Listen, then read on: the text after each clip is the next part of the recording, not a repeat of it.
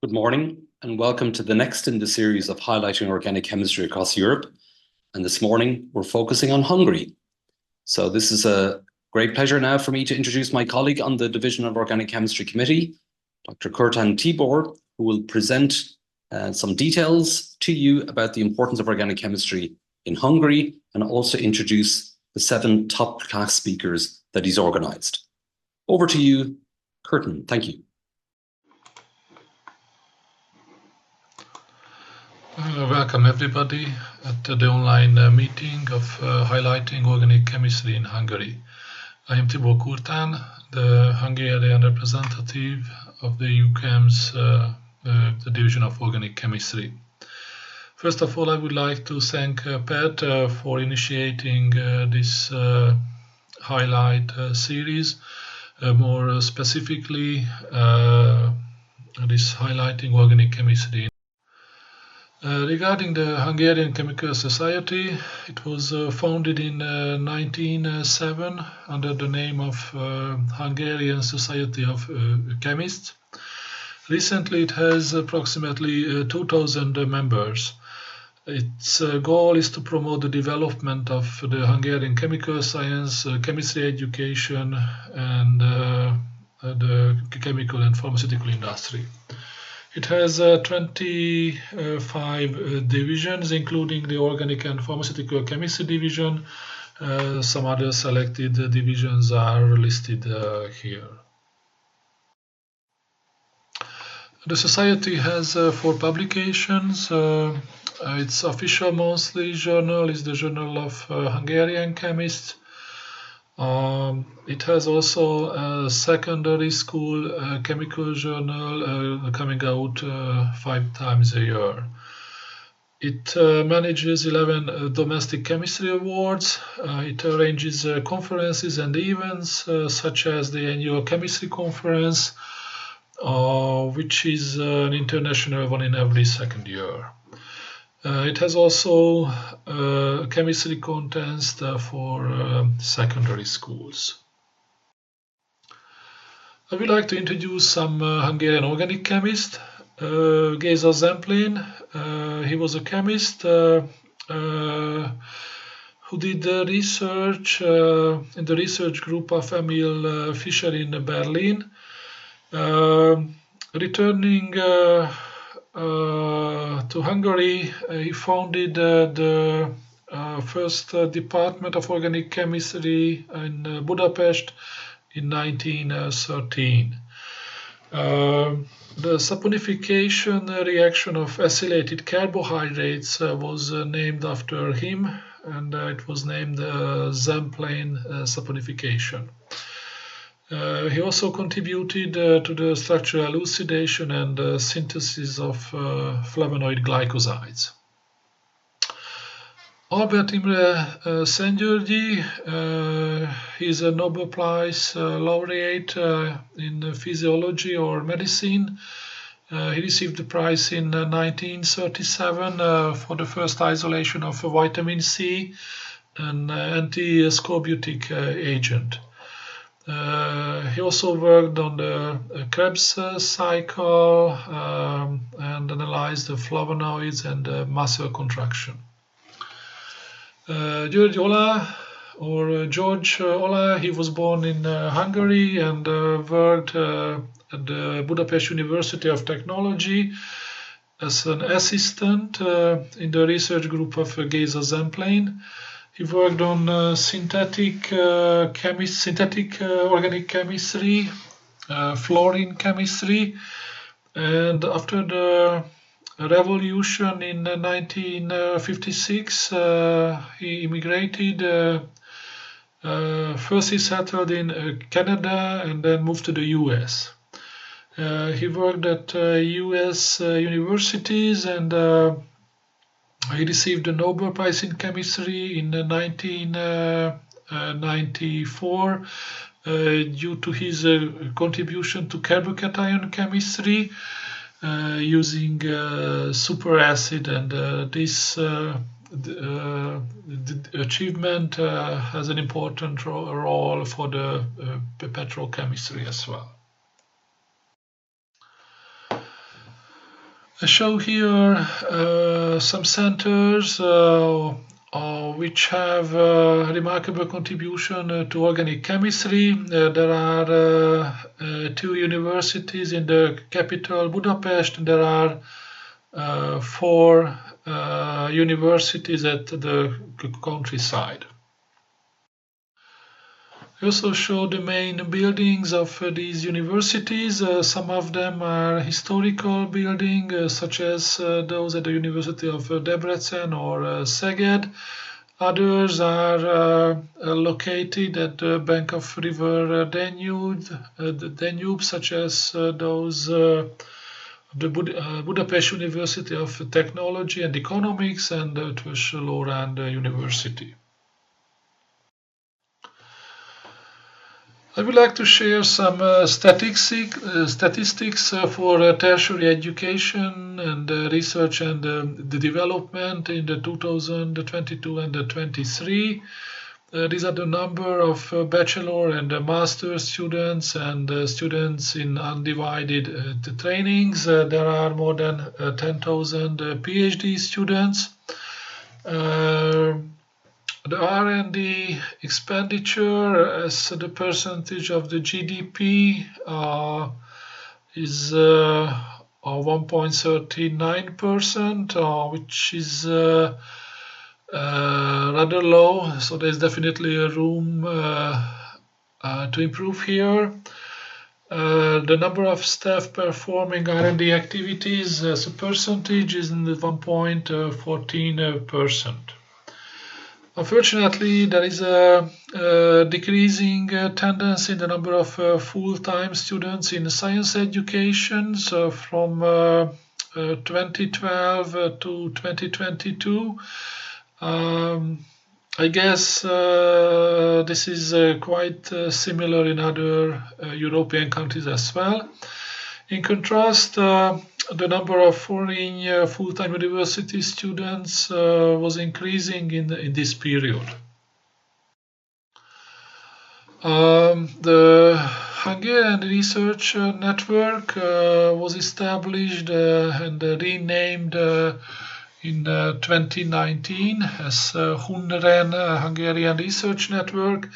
It has 11 research centers, 7 research institutes, and more than 100 supported research groups. There is a research center for natural sciences in Budapest. This is shown here on this photo, which has 4 institutes, including the Institute of Organic Chemistry and 2 centers. The Institute of Organic Chemistry deals with the synthesis of heterocycles, carbohydrates and polymers, and organocatalysis, supramolecular synthesis. In this slide, I show you the market leader chemical companies in Hungary and their locations.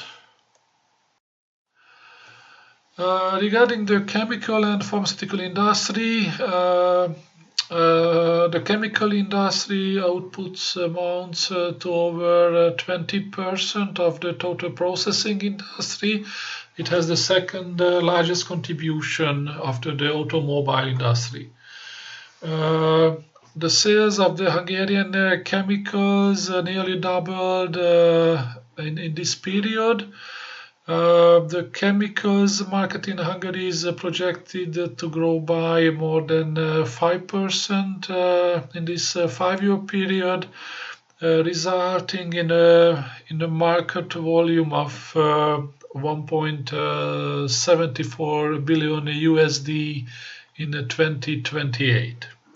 There's a positive trade balance in terms of pharmaceutical products. In 2022, the pharmaceutical exports has this value in euros, while the imports has 4.9 billion euros. I list here some pharmaceutical companies which are operating in Hungary. Regarding the scientific program, the first speaker today is András Percel from the Department of Organic Chemistry, Eötvös Loránd University. He's the chair of the department, and he's also the chair of the Division of Organic Chemistry at the Hungarian Academy of Science.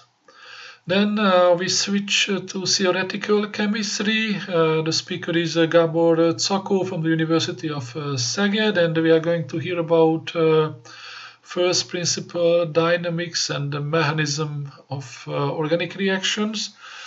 And then some synthetic organic chemistry from Zoltán Novák at Eötvös Loránd University. He's going to speak about fluoroalkylation methods. Then Rita Skoda-Földes from the University of Pannonia, ionic liquids and organic synthesis. Then carbohydrate chemistry from Professor László Somsák, University of Debrecen, transformations of monosaccharides. Then Tamás Kállai from University of Pécs is going to speak about phosphorus containing nitroxides.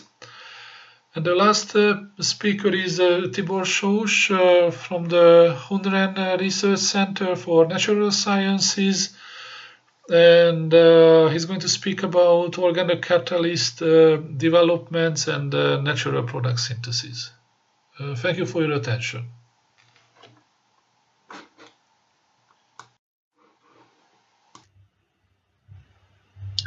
Hello everybody, my name is András Percel and I'm a professor of structural chemistry and biology.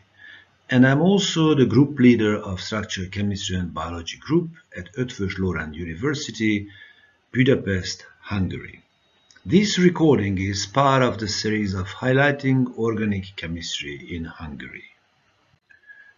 So we basically do high-resolution structure determinations for peptides and proteins and also their complexes, and for that reason we use NMR, X-ray and cryo-EM data.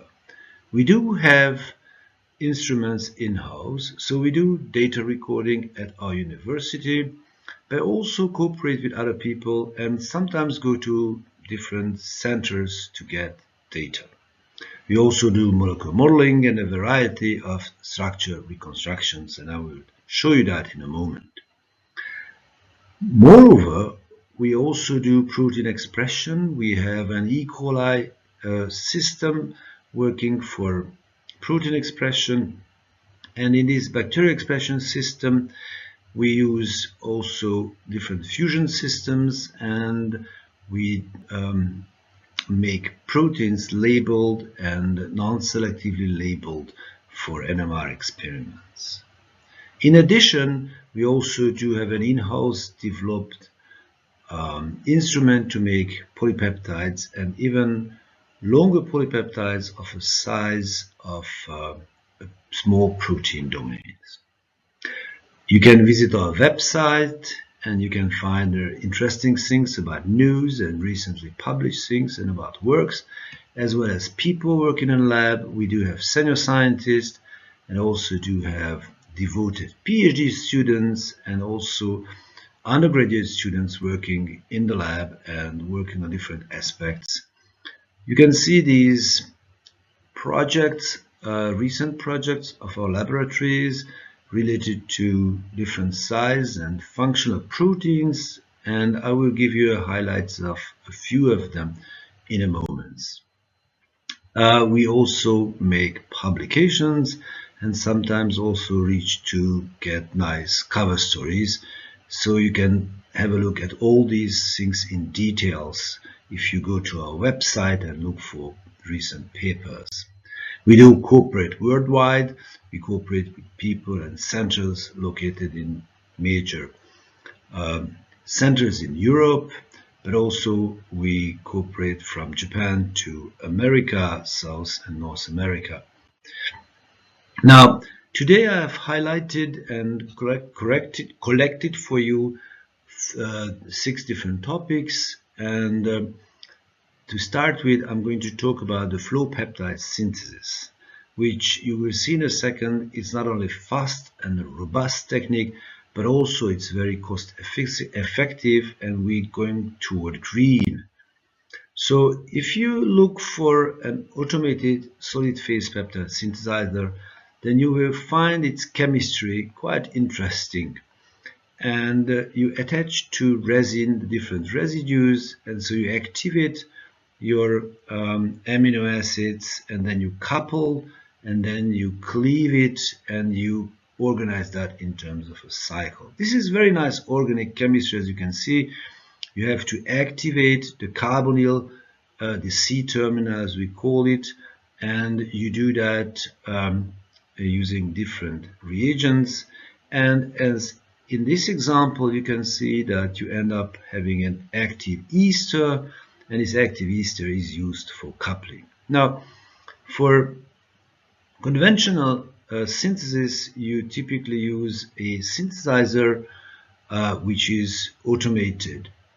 Also, you can use microwave-assisted automated peptide synthesis, but we are devoted to make flow chemistry, and we have modified different building blocks to make it as a working flow synthesizer.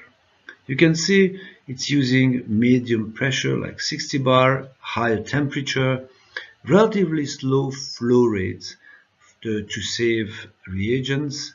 We typically use only 3 equivalent of reagents using different coupling protocols, and we can couple alpha amino acids as fast as about 10 minutes or even sometimes faster, or non-natural amino acids or bulky amino acids, and for the coupling of these residues we allow a longer time.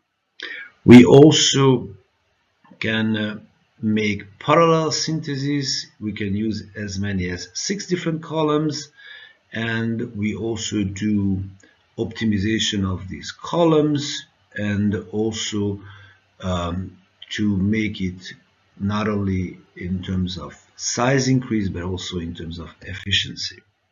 Just one example I'd like to share with you. This is an interesting comparative analysis of the so-called insulin chain B polypeptide, which comprises 30 amino acid residues, and it's a rather demanding one. And you can see that we can achieve relatively good yield, like 78%, and also purity can be very nice. However, we can still have only relatively low amount of equivalent, only 3, and with a coupling protocol. More recently, we pushed this technology up to the size of a small protein domain, like a BPTI, which is an inhibitor comprising 58 amino acids. And you see at the middle, on the left side of this highlighted panel, that even the unoptimized raw material is quite promising. But if we do these so-called smart peptide chemistry in flow optimization, then you see the HPLC after a few attempts is really showing you where your product is, and it's very nice and easy to purify. So I warmly recommend you to look for these papers and try to take advantages of our results. We take challenges, and these challenges are to improve or develop the devices, the columns, but also to use non-natural amino acids, like for the total synthesis of semaglutide. We also use, as mentioned, volume increase, and many other challenges like using additives or using pseudoprolines, or of course one very important goal of us is to test greener reagents and solvents to be more and more environmentally friendly. The second topic I wanted to show you is related to protein aging. In other words, you will see in a second that a protein itself is aging. So you get a fully synthesized protein, coming off from the ribosome, and it looks nice and intact. However, there are sequential bits, especially if you have these asparagine and glycine side by side, that they're going to decompose. In fact, this is not a simple chewing of the peptide bond, but this is still an unknown mechanism, although the phenomenon was described some 150 years ago, that this asparagine glycine is going to change, you will see in a second, and you will have, in fact, a mixture, and none of them is the one that you originally wanted to have. This is called the Achilles heel of proteins because it's very sensitive, and you'll see that if you take an average medium-sized protein, there is a high chance that you bump into these asparagine glycine or glycine asparagine paths, and these are very sensitive, the so-called weakest or weakness point of your protein. Now, what is this in terms of chemistry? It's very nice to decipher what's going on. In fact, you have this asparagine and glycine, as I've mentioned, side by side. We need a longer chain. And interestingly, this NH is a good nucleophile to attack into the carbonyl of the side chain. I've mentioned a good nucleophile, but we all know as a chemist that it is not. So that was the major challenge. Then how can that still be effective enough to form a succinimide? And when this succinimide is formed and ammonia is released, then in equilibrium with this succinimide, you will have a beta aspartic acid and an alpha aspartic acid formation. So the chain is not broken, but rather modified. So instead of having asparagine, you have an aspartic acid and also a beta aspartic acid, which I think is very interesting, and I have to admit again that you can do basically nothing against this. So that will make your primary sequence within the protein heterogeneous. This is a non-DNA coded post-translational modification. In fact, Mother Nature sometimes is taking advantage of that. And an amino acid which was DNA coded is now replaced, and the chain is going to be elongated. So we wanted to first understand what is the kinetic and the thermodynamics of this mechanism, and we were able to construct a coherent model just about to publish. We were acquiring a lot of NMR experiments, 1 and 2D, to get the assignment, and then to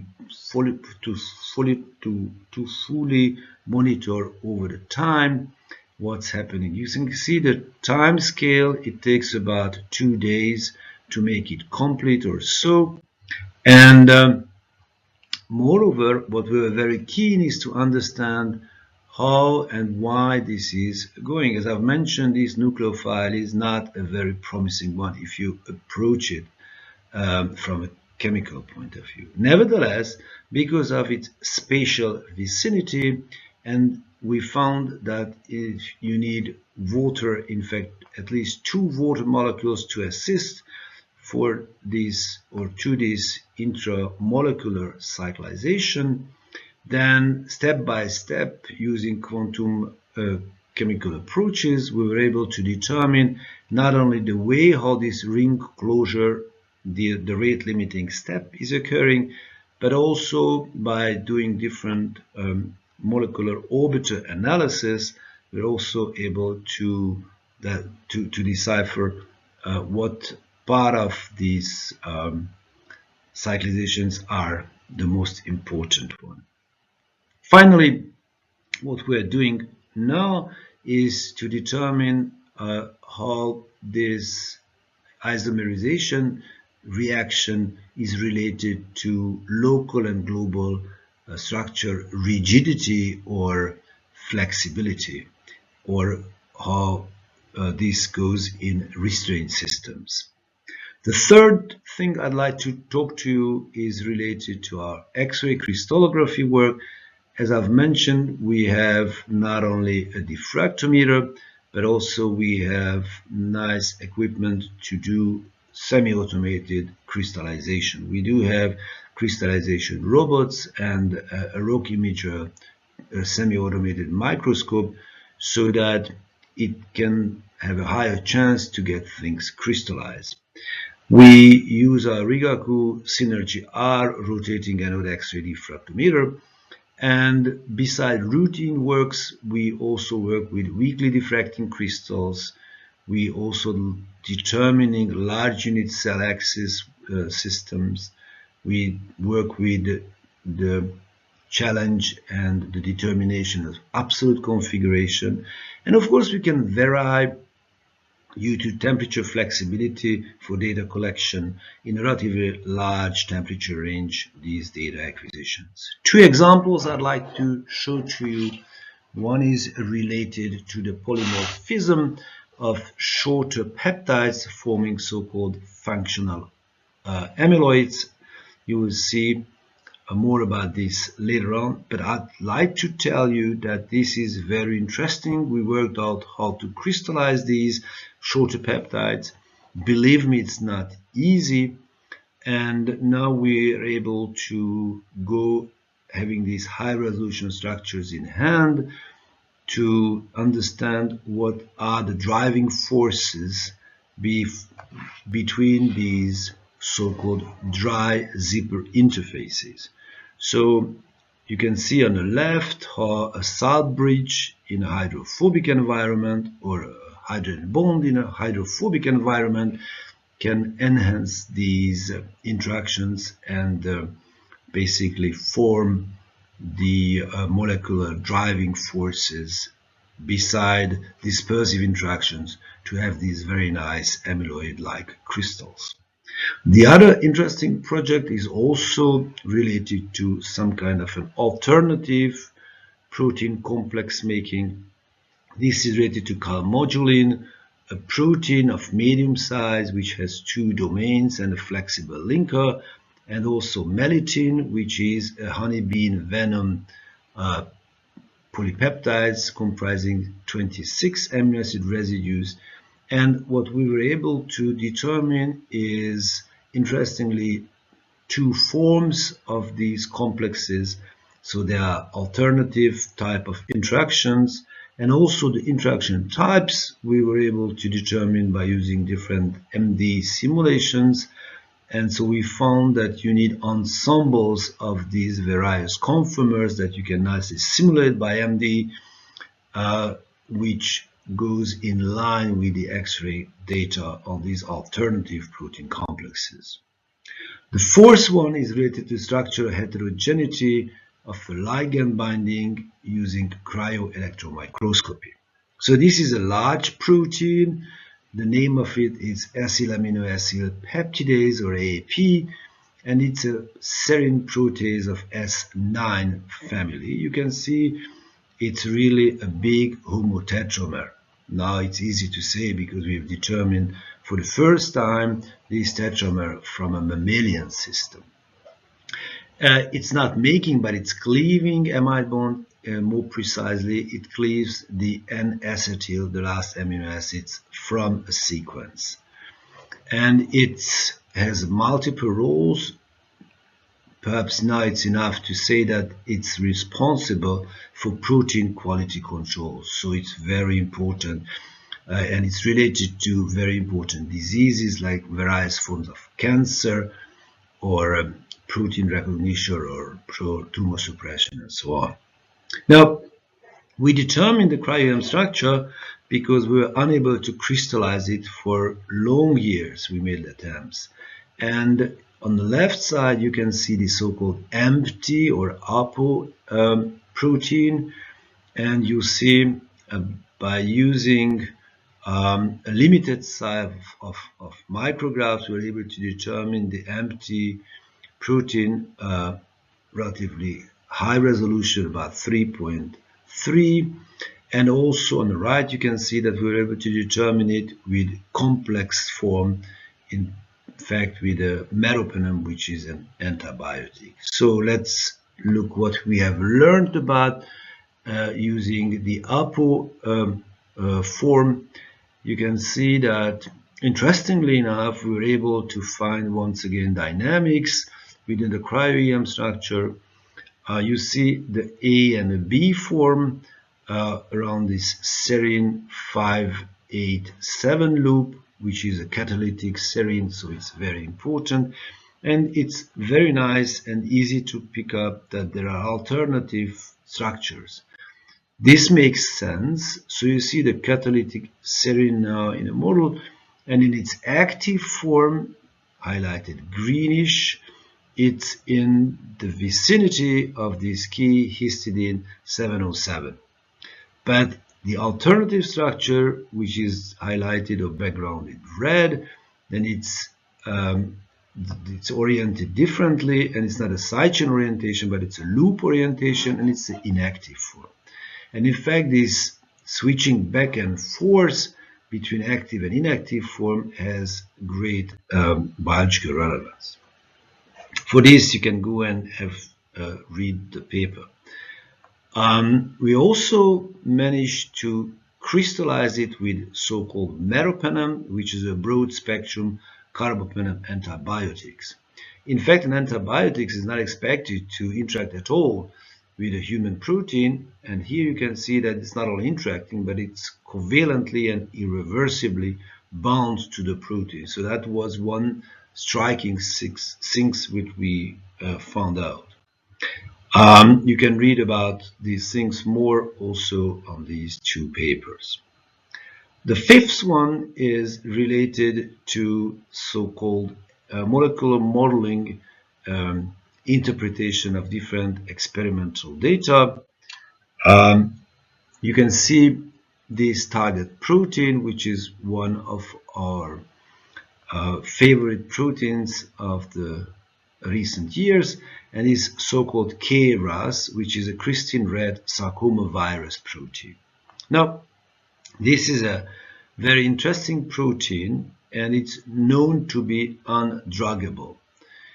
Why do we want to drug it? Because it's related to a signaling pathway, and this is called a molecular switch, and it's related to the growth factor signaling pathway. So it's very important. And it has an inactive GDP bound form, and it has an active GTP bound form. Now, when it bounds GDP, it's inactive, so it's off. But when it's active, it's bound to GDP, it's active, so that it's transmitting the signal.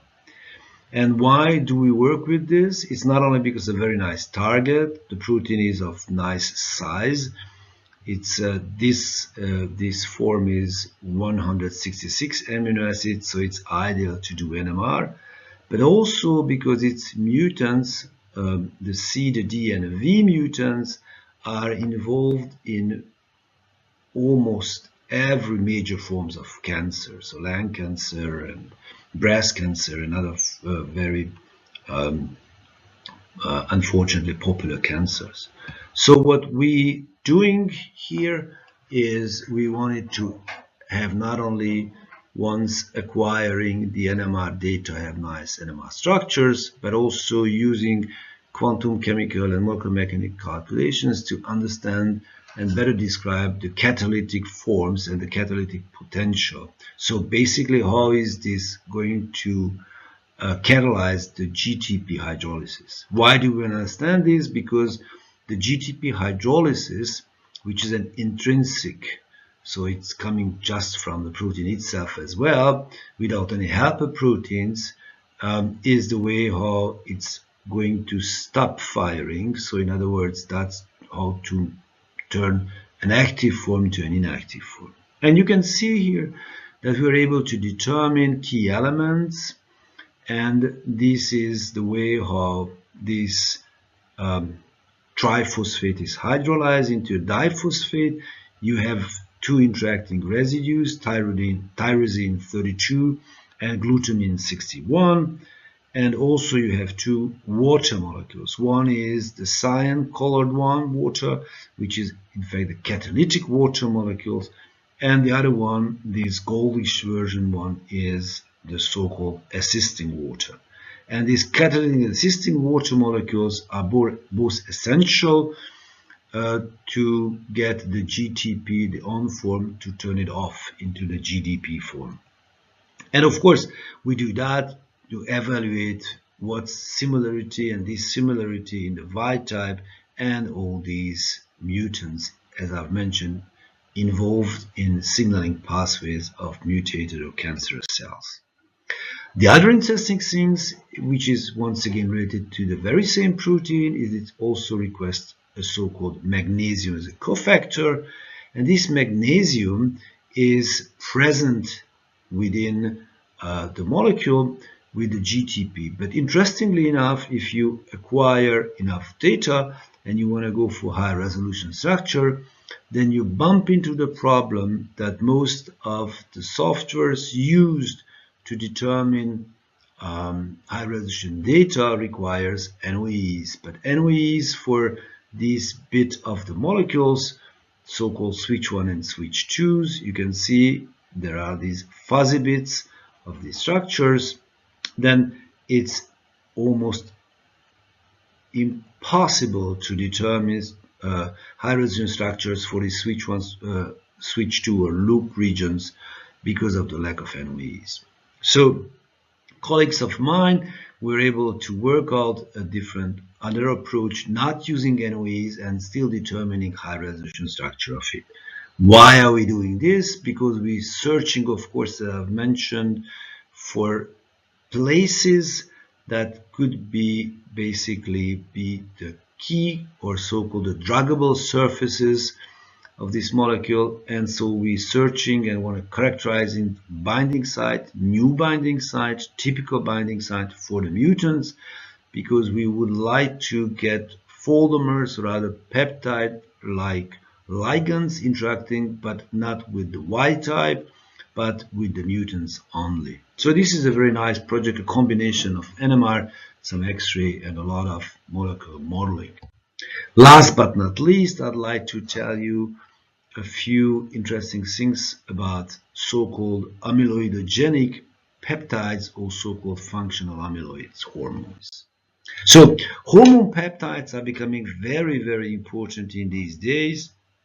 And of course, it's perhaps, involved in the so-called glucose homeostasis of humans. And so the pro-glucagon gene encodes like glucagon and GLP-1 and GLP-2 peptides, and also not only different derivatives of them, but also the so-called exenatide are now in these days used as FDA-approved drugs to improve the glycemic control of people suffering in diabetes mellitus or so-called type 2 diabetes. Now, these hormones are members of the so-called secretin and glucagon-like superfamily. They all act with the so-called G protein coupled receptors. You can see that on the right. And the tiny little bit helical bit on the right side, you can see colored green and bluish with red, are these so-called peptide hormones. Like the gray one is the G protein coupled receptor with its G protein partner attached to. Now, it's very interesting to see that these hormones are evolutionarily related, and they all have so-called an activating segment and a recognizing segment. The activating segment is red, and that's need for the receptor to get activated and to transmit the signal, while the recognizing side, the green one, it's even more interesting because it's not hanging in the empty, but it's related to bind to the extracellular domain of this so-called B-class G protein coupled receptor. And to make the long story short, first we were working on to determine how these so-called C-terminal part of these hormones can be stabilized or make it more thermostable, because this so-called exenatide comprises a so-called C-terminal cap, which is a tryptophan cage, and this tryptophan cage is related perhaps to stabilize this segment. And we're acquiring low and high resolution data like CD and IR data, also NMR and other type of information to basically tell how and what we and how and in what way we can make these so-called tryptophan cages more stable.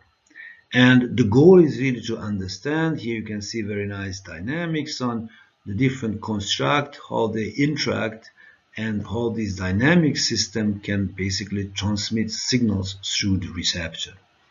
And in fact, we found out that if we overstabilize these hormone peptides, then we're going the wrong way, because in terms of signal transduction, it's not going to be effective. In fact, as a chemist, we can pinpoint down into aromatic interactions, and you can see that there are two tryptophans, two indole rings that can interact or clash, and that's basically a key element explaining how or why one ligand is working and another one is not. So how is it related to amyloid? Well, interestingly enough, when these hormone peptides in our body are made, you see on the left side that it's basically processed and going through the Golgi, and when it's fully matured, it's stored in so-called acidic secretion granules. And inside of these small granules, pH is dropped to about 4 and 5.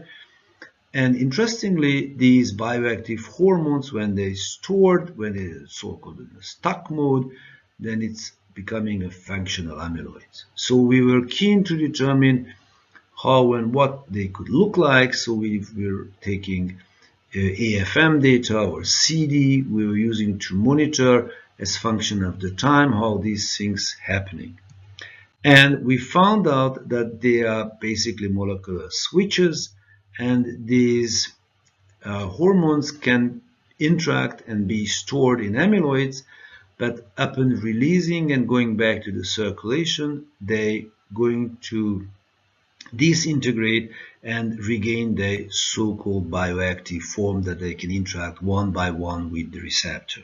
So how is this going? You can read our Nature Communication paper, but I'm going to tell you the story in advance. That's a pH controlled switch, and basically when the switch is on, then the pH should be acidic, and the protonated side chains are going to facilitate the amyloid formation. If you release it in form of amyloid into the circulation, the pH is going to change. It's going to increase from 5 to 7.4, and that will be enough for these things to disintegrate, which I think it's a very interesting things how Mother Nature can use functional amyloids at the right size and the right places.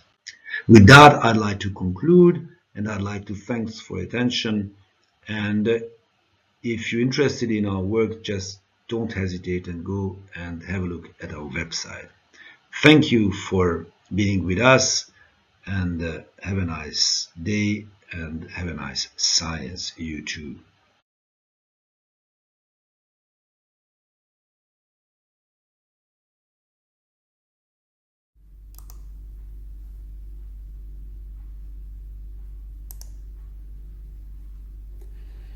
First of all, I thank Tibor for the invitation so I can talk about our first principles dynamic studies on organic reactions, which means that we use the laws of physics and the tools of mathematics and informatics to compute how chemical reactions go step by step.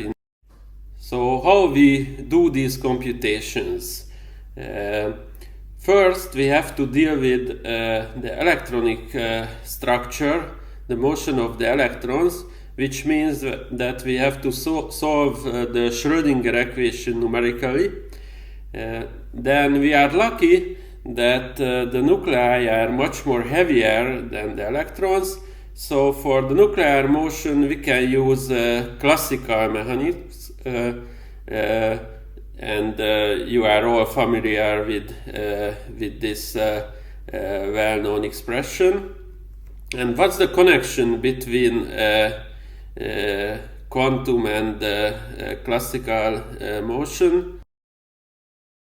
It comes from this equation, which shows that the the forces can be obtained as the negative gradient of the so-called potential energy surface. One way to deal with this problem is that you interface your dynamics code with an electronic structure program package like Gaussian, and you compute this potential energy and gradients on the fly along the trajectories. However, for a quantitative dynamics study, you need billions of gradients, so you can only afford the very low level of electronic structure theory, and you can only compute very few trajectories. So we use a different approach. We represent this potential energy surface by an analytical function by fitting high-level ab initio data, and instead of billions of gradients, we can get a potential by fitting only tens of thousands of energy points. This way we can use much higher level theory, and we can compute much more trajectories, which gives us much better statistics.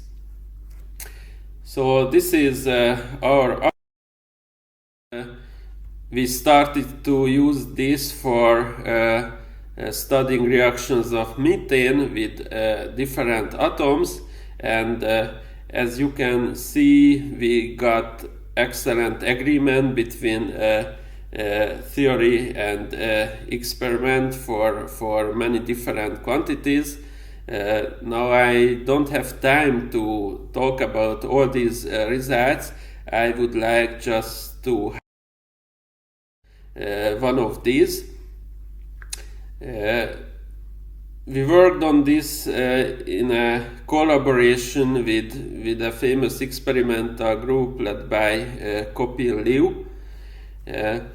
You all know that in the case of most of the reactions, you have to go over a barrier to form the products, and the height of this barrier is a very important quantity. However, if you consider a coordinate orthogonal to the reaction coordinate, there is a bending potential, and the shape of this bending potential controls the reactive flux which goes over the barrier. And Kopi and Liu did and developed a new experimental method which can measure the shape of this barrier in the case of the reaction of the chlorine atom and C(D3H), and these are the so-called polarization dependent differential cross sections, and as you can see, experiment and quasi-classical trajectory theory are in very good agreement for all these quantities, and measuring these polarization dependent scattering angles, one can get the shape of the bending potential, and as you can see, the experimental data fit very well on the computed curve. Then we started to study bimolecular nucleophilic substitution SN2 reactions.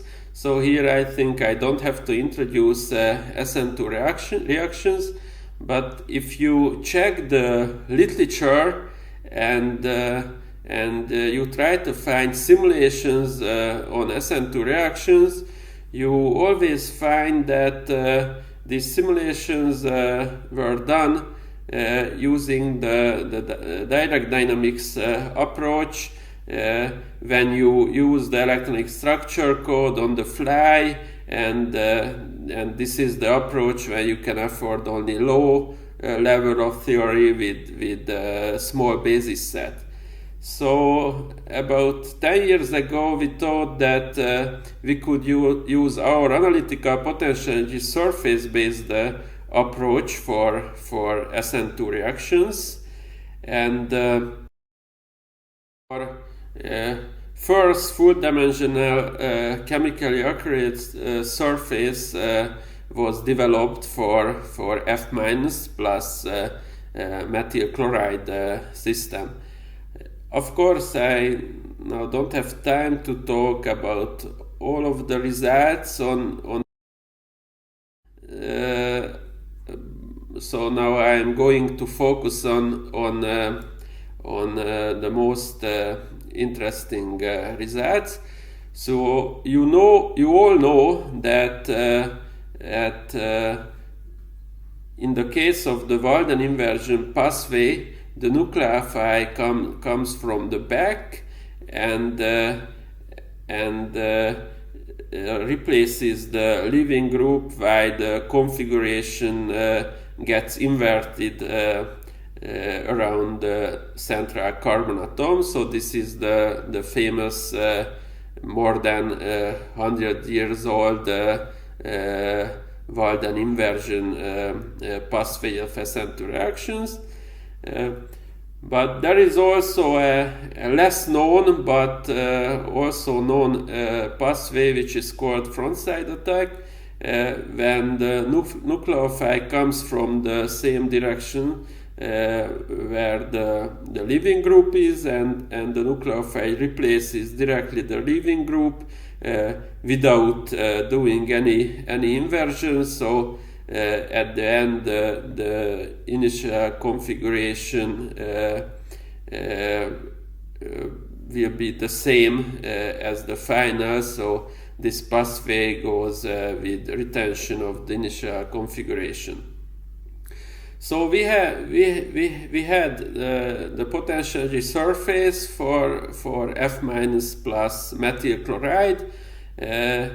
We had the trajectories, and we checked the products, and we found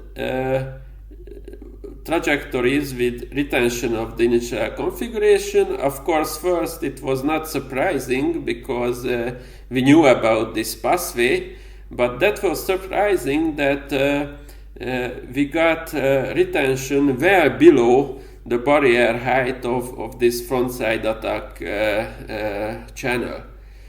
So looking at the actually discovered a new pathway for SN2 reactions, which is called W inversion. So in the case of W inversion, F- abstracts a proton, but this unit does not have enough energy to dissociate. It starts to move around this fragment, and at a certain time this proton bonds back, and this is the time when the first inversion happens, and then F-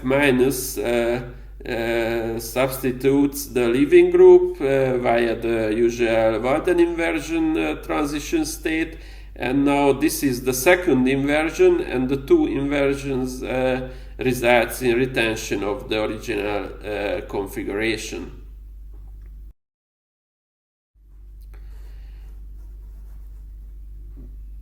We also started to collaborate with the experimental group of Roland Wester at the University of Innsbruck, who did beautiful cross-beam experiments in the gas phase for SN2 reactions. So you can see that we got excellent agreement for the scattering angle distributions and the product internal energy distributions. And as the title says, we found interesting influence of the leaving group on the dynamics.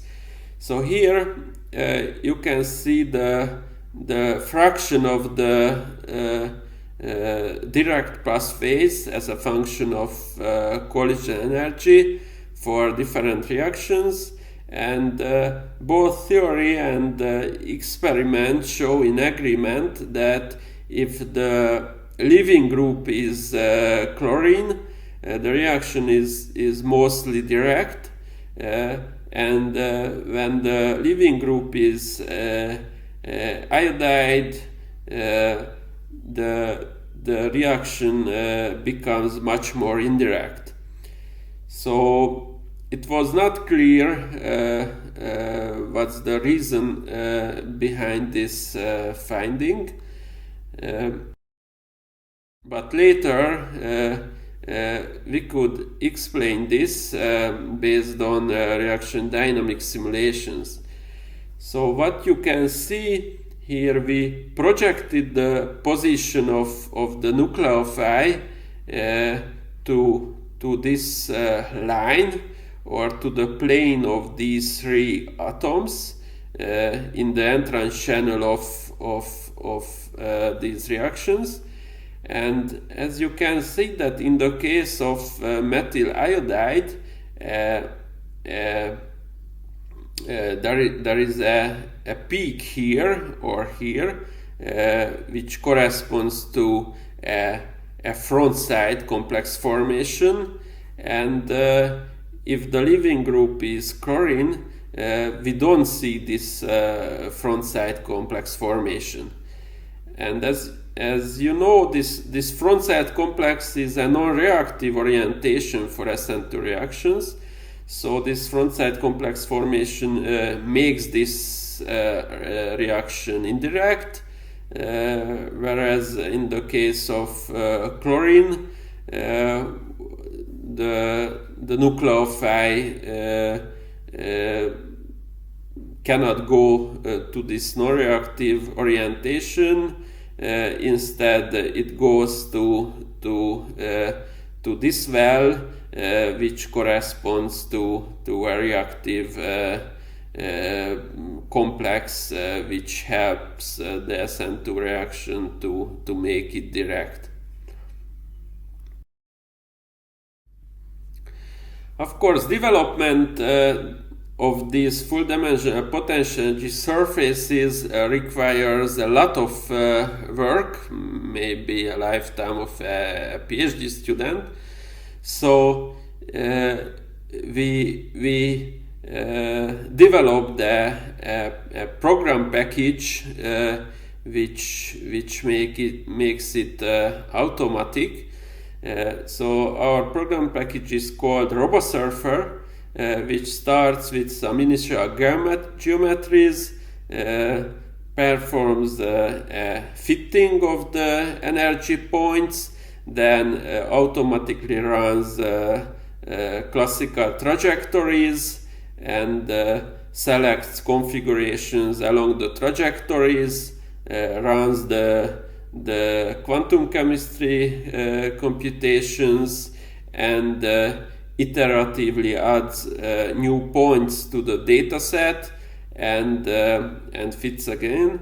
And this iteration goes until the desired accuracy of the potential energy surface is achieved. So using this machine learning type program package, developed many potential energy surfaces for polyatomic reactions in the past few years. Of course, I don't have time to talk about all these systems, so here I would like just to highlight our results. So one of our first surfaces developed by RoboSurfer was for the reaction of chlorine atom with ethane, and here an important property is the rotational distribution of the HCl product, and experiment gave a very cold distribution, and previous theory was unable to reproduce this cold distribution. However, when we did our computations using our highly accurate potential energy surface, we got excellent agreement between theory and experiment. So this is a nice demonstration of the fact that when you have a good quality potential energy surface, you get excellent agreement between theory and experiments. And our result was also highlighted in the Science magazine, saying that we solved a nearly 25-year-old disagreement between theory and experiment. We also studied the reactions of HBr and HI with the ethyl radical, and here there are two competing channels, the exothermic H abstraction channel and then an endothermic halogen abstraction channel. And as you can see, at low collision energies, the H abstraction dominates, but as the collision energy increases, the two channels become competitive, and if you excite the HX bond, it will help the reaction, and especially in the case of the halogen transfer pathway.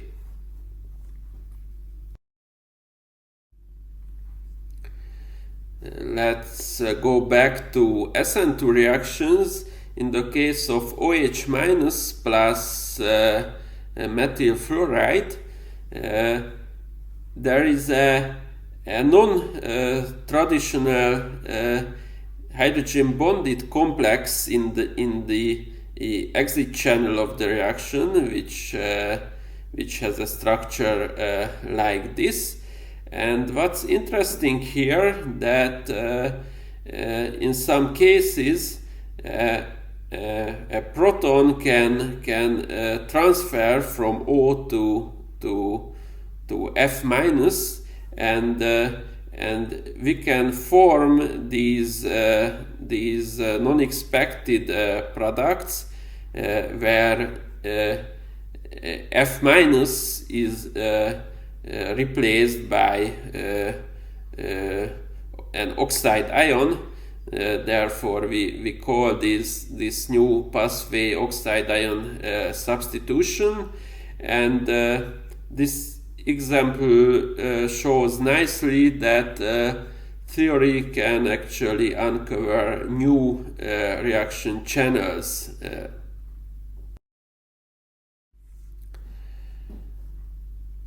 Of course, SN2 reactions can not just happen on methyl halide, but also in the case of ethyl halide. However, in the case of ethyl halide, there is a new pathway, which is bimolecular elimination, E2, when these products are formed. We also had a collaboration with the experimental group of Roland Wester on the reaction of F- plus ethyl chloride. Here the potential energy profile of this reaction, as you can see, thermodynamically the SN2 pathway is preferred, and kinetically it's hard to tell because the transition state energies of SN2 and E2 are almost the same, and also even if thermodynamically this SN2 pathway is preferred, it's important to note that the E2 channel is also exothermic. It's also important to see that in both cases the ionic product is the same, Cl-, and experiments can only detect the ionic product, therefore they cannot distinguish between the two channels. So here theory plays a key role to understand the experiment. We could distinguish channels. So for example, experiment measured the angular distributions at different collision energies. Here I just highlight one collision energy, and as you can see, the black experimental curve is in good agreement with the simulations. However, simulations can do more. We can distinguish between E2 and SN2, and we show that E2 is forward scattered, while SN2 is backward scattered. Furthermore, theory can provide absolute cross-sections for the different channels, and what's interesting here is that the cross-section of E2 is much larger than the cross-sections of SN2, and this cannot explained by thermodynamics, this cannot explained by kinetics, so there must be some dynamical reason behind this. So we computed the distribution of the attack angle, and as you can see that in the case of SN2 channel, only the backside attack is open. However, in the case of E2, this attack angle distribution is much more broader, so the E2 pathway can happen under a much wider attack angle range, and this is the reason of the larger cross sections obtained for the E2 channel.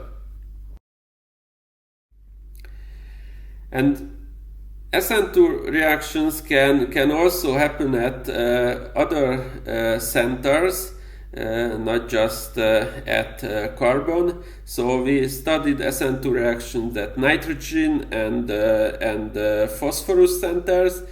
In the case of nitrogen centers, we discovered a multiple inversion pathway, which results in a mixture of retention and inversion products. And we all study at classes that the inversion around a phosphorus center has a high barrier, so we actually don't expect this inversion to happen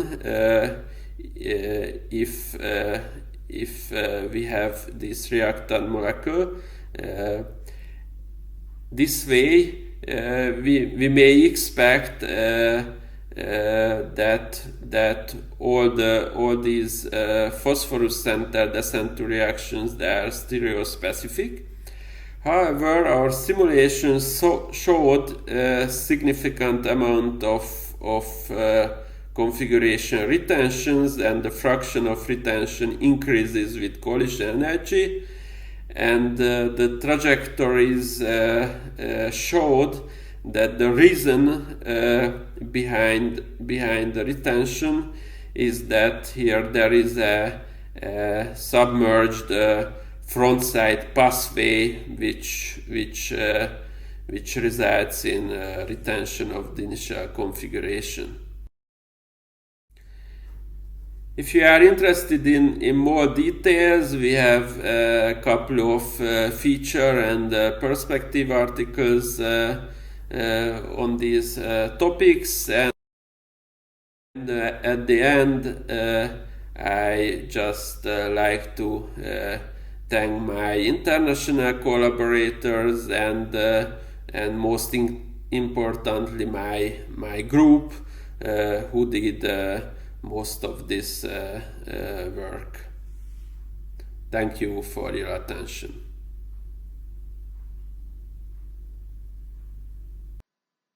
Welcome all of you on my presentation, and here I would like to thank the organizers for the possibility to introduce and show some chemistries from our laboratory on the topic of the development of iodonium-based fluoroalkylation methods.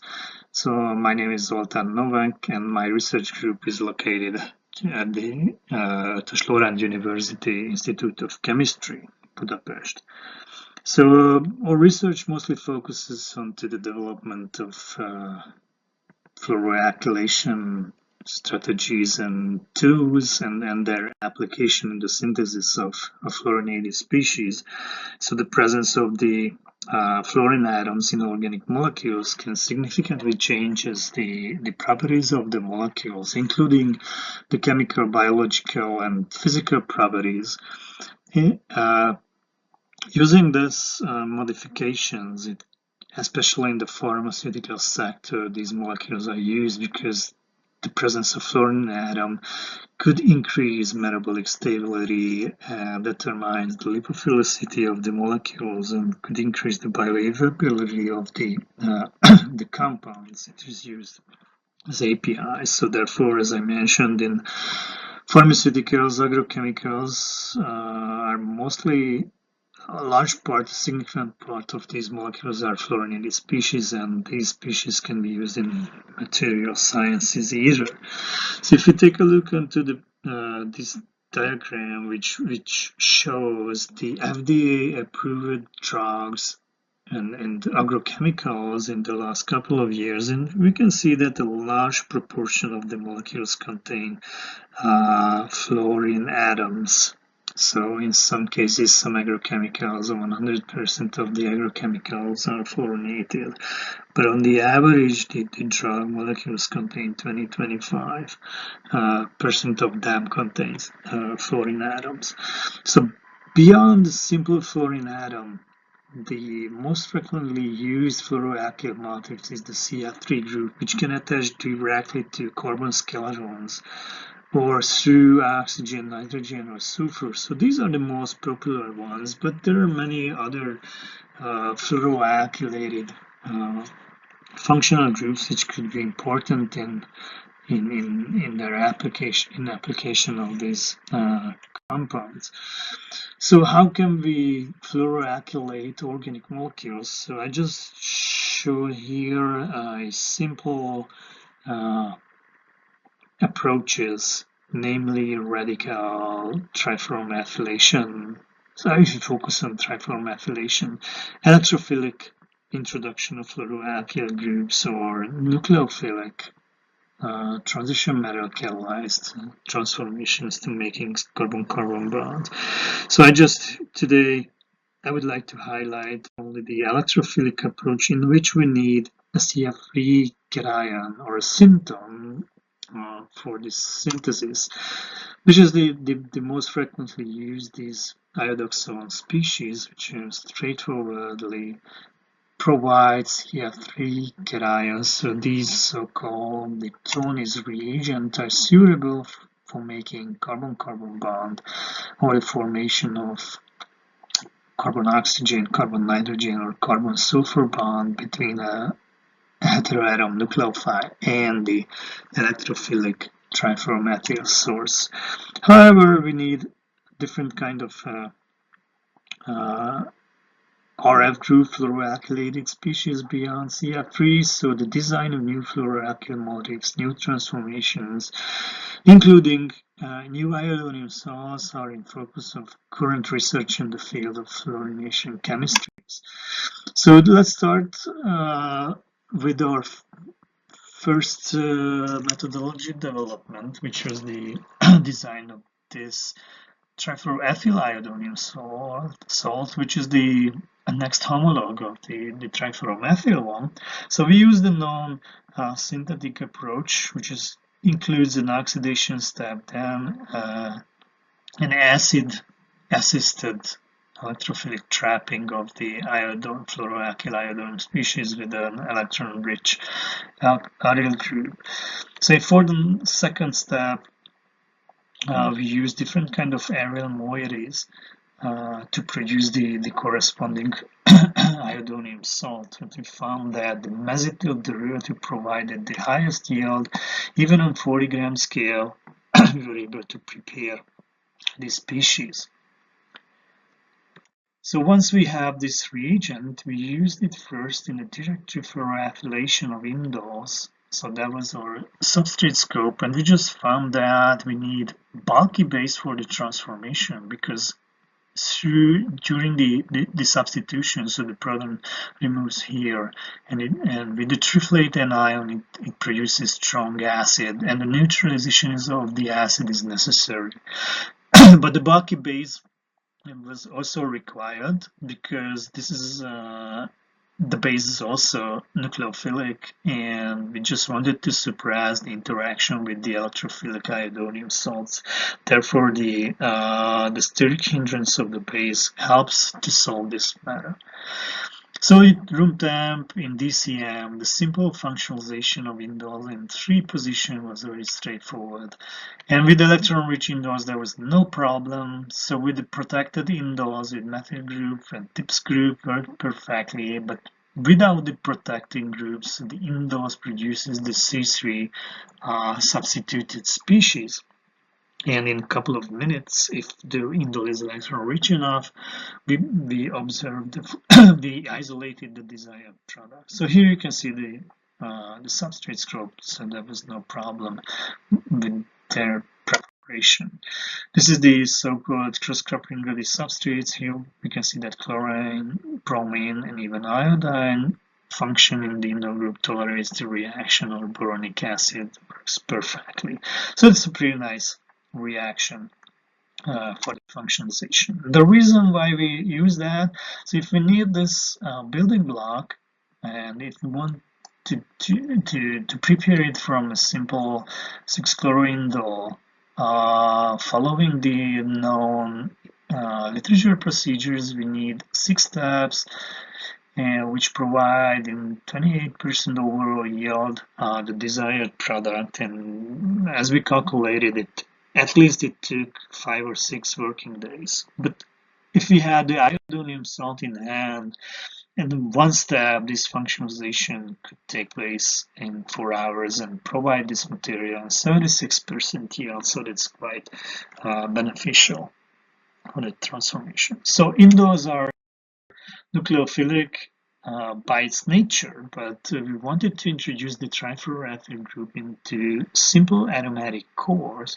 But in this case, we need metal catalyst in the CH activation strategy, in which we have a directing group, and we were able to design a catalytic procedure for the direct introduction of the trifluoroethyl group into this substrates. I don't want to go into details into the substrate scope. So this is the optimized reaction conditions, including 7.5% palladium acetate, TFA, dichromethane, 25 degrees, 2-3 hours was enough for the introduction of this group using the iodonium species, and we mostly used ureas and amides on 75 examples, and we've got nice yields in this transformation. So that was the trifluoroethylation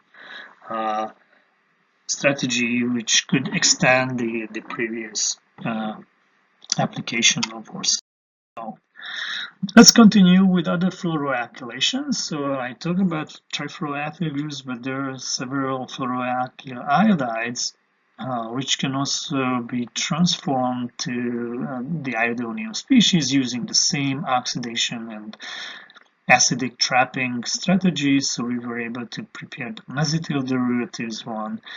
And in the next step, we remove this proton using sodium hydride as a base to produce fluoroalkyl iodonium salts. So this fluoroalkylation and utilization of the previous catalytic conditions gives the similar reactivity in terms of reactions between the iodonium salt and the some of the substrates. And here I can show you some anilide and urea derivatives which were either used in the previous steps for the transformation. And here we can see that in ortho positions, the green fluoroalkyl groups are easily introduced using our procedure.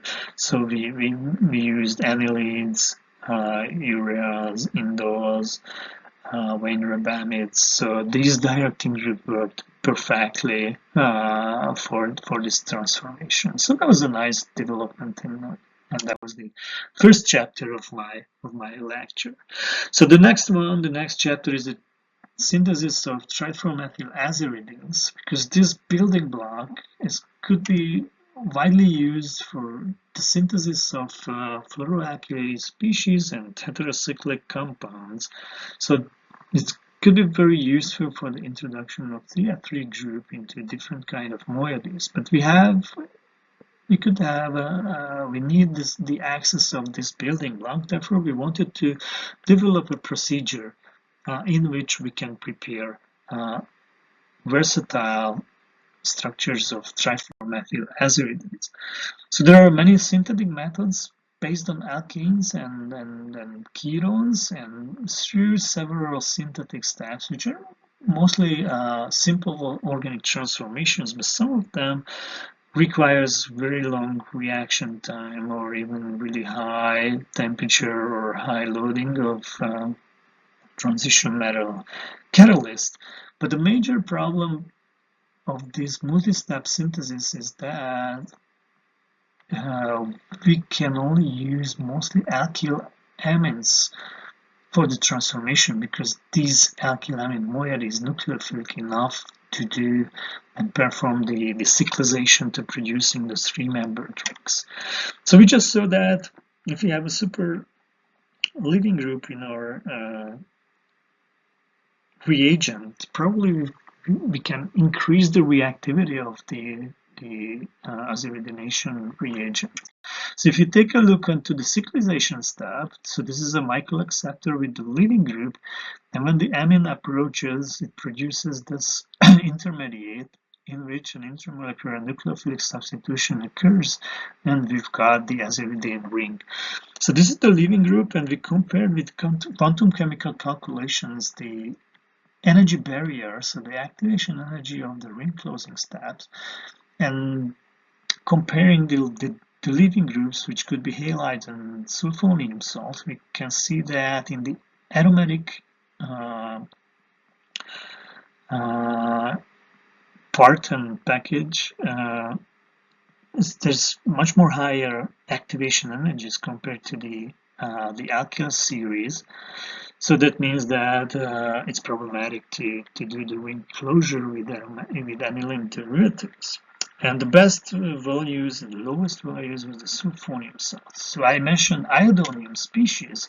And first, if we calculate the activation energy and compare to the other ones, we can see that in both series, we've got significantly lower activation energies for the transformation. So probably the use of this iodonium salt will be beneficial for this transformation, and probably we can produce aziridines. And the question is that what's the synthesis of the desired iodonium salt, what is the reactivity, what's the scope and limitation of this proposed transformation.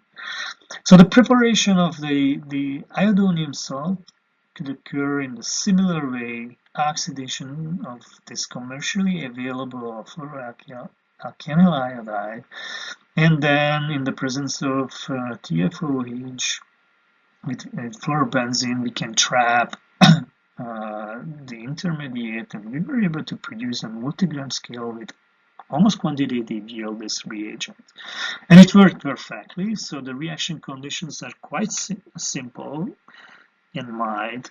In DCM, room temp 2 hours. In the presence of inorganic base sodium carbonate, the cyclization took place, and we've got the aziridines. So this is the substrate scope, including electron-rich aniline derivatives, some electron-poor aniline derivatives, bifunctionalized systems, even heterocyclic amines produced and give in relatively high yields the desired aziridinium part. And this is the scope of the alkylamines, primary, secondary, and even tertiary amines produced the aziridine derivatives. So it worked quite nicely, this reagent for transformation.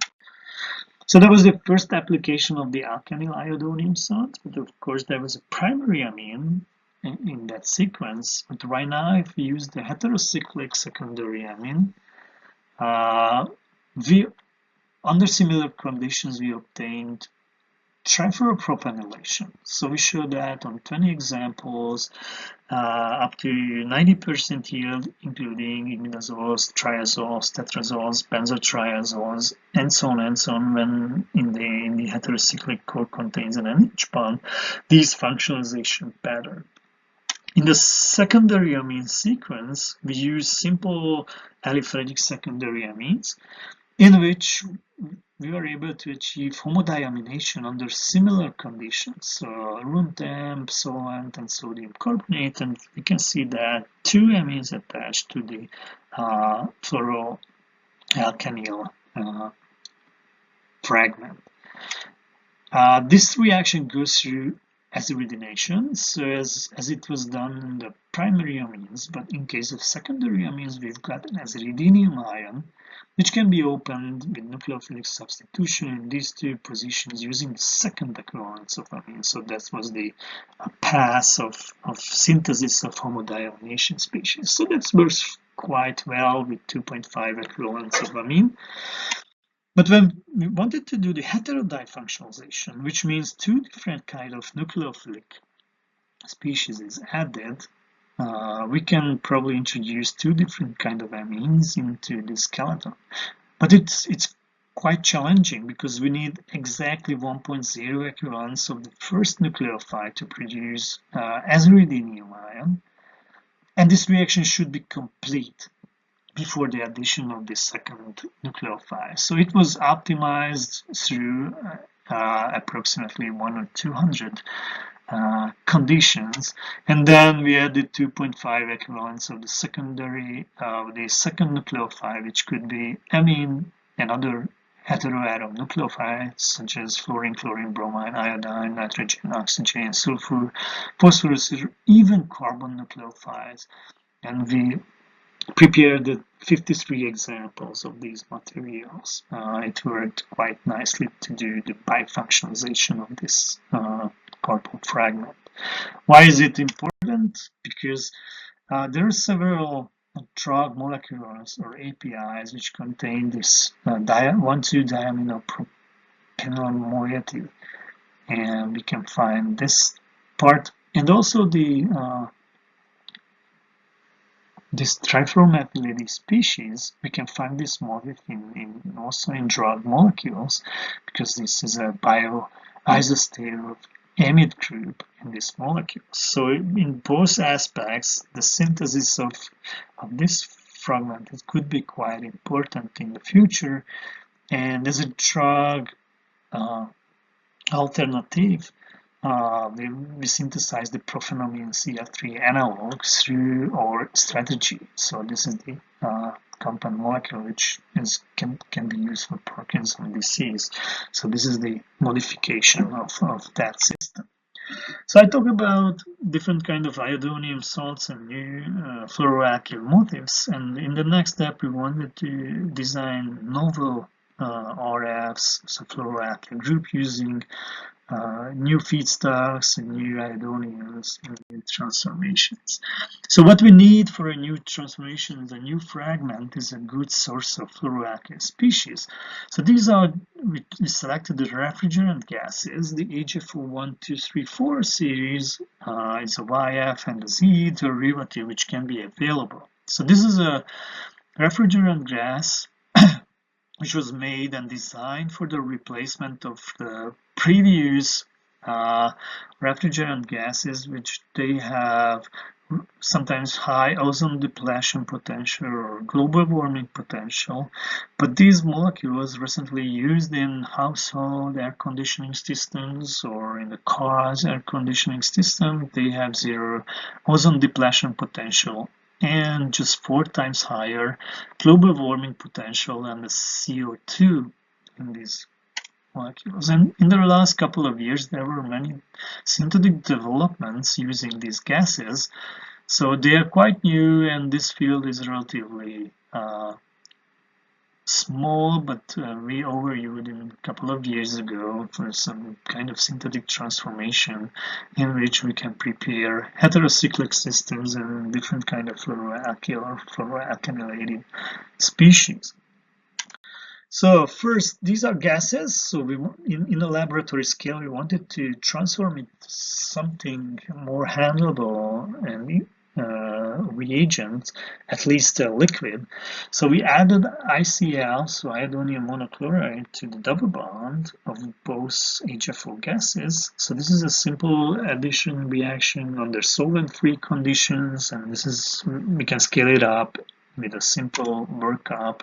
Here you can see the scales. So we were able to prepare even on 1 mole scale with 75% yield. That means 250 grams of material was prepared in a pressure-proof flask, or before we tried in simple autoclaves, but the pressure-proof flasks are perfect for that synthesis. So once we had this material, we wanted to transform it to iodonium reagent. So we used this fluoroalkyl iodide originated from the HFO. We did the oxidation as usual. We did it with the trifluoroethyl or the other fluoroalkyl species. But when we wanted to attempt the trapping with fluorobenzene, unfortunately we didn't observe this expected iodonium salt, which would be great to have with this formal fully substituted carbon centers. What we've got is the simple diaryl iodonium salt, which is quite simple, so we don't need so sophisticated way to produce it. But what happened in this case is we find minor other fluoroalkyl species present in the isolated mixture, is this one, in which the iodine and the chlorine part change their position. So this is quite interesting. So we've got a brand new fluoroalkyl iodonium salt in a new way. So when we increase the temperature of the first step, we found that at higher temperature, the ratio of this fluoroalkyl species compared to the diaryl one, so that's the red bar, is changed. So at 45 degrees, it was 92 to 8, so that's quite nice. But when we compare the isolated yields of this species, it decreased a little bit, so that was an optimum of the synthesis, which was 35 degrees. So this looks not so great at the first glance, but further optimizations, including the ratio and stoichiometry of the peroxide, we optimized the synthesis and we were able to prepare selectively this fluoroalkyl species around 45% yield. So that's not as high as we wanted, but there's a side product formation, which is the elimination step, and we identified the formation of this tetrafluoropropenyl species with NMR and mass packs. So unfortunately, this is the decomposition resultant product of our iodonium salt. So what happens and what's going on in this reaction? So when we increase the temperature, a so-called tiotropic rearrangement occurs when the iodine and the chlorine change their position through a butterfly-type transition state.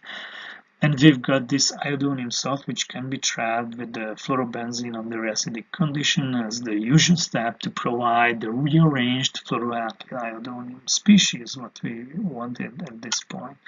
So this is the quantum chemical calculations for the passes when we get through, and this is the barrier of the rearrangement. So here you can see the butterfly type transition state, and this is the energy which is required. So the blue pass guides us to the product.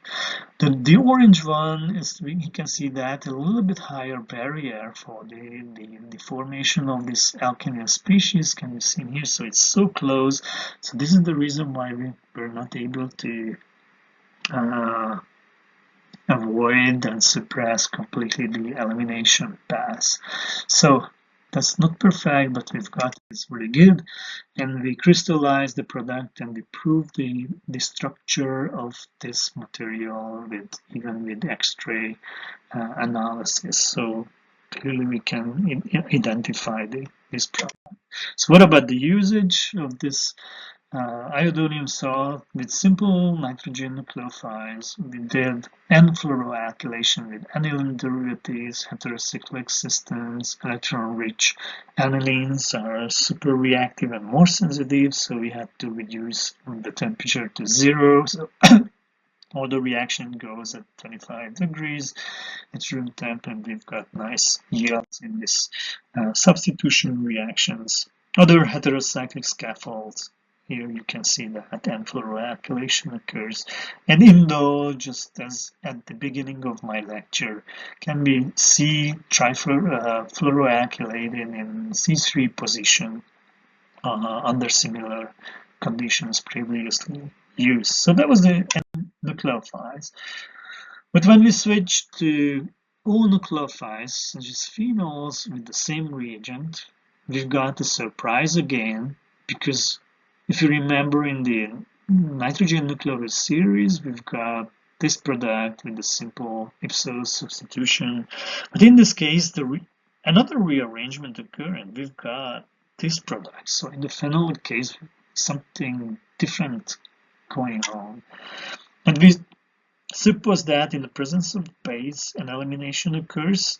HCl eliminates. We've got an alkynyl iodoniums, which is a Michael acceptor at this position, and it receives the own nucleophile. And we've got ylide, which is protonated. And then chlorine as a nucleophile, and which acts as a leaving group here, attacks back, and it somehow kicks out the iodoniums to produce this one, the product. It looks nice, but we just consider that what happens if we add another nucleophile beside the chlorine in higher stoichiometric excess. So probably we can make a competition between these two nucleophiles, and we can broaden the scope of this transformation. So that happened in some cases when the nucleophile was bromine, iodine, and aniline derivatives. There's over 7 examples. We were able to introduce the nucleophile, the external nucleophile, instead of the chloride eliminated here. So that was quite successful, but did not work very well on a wide scope.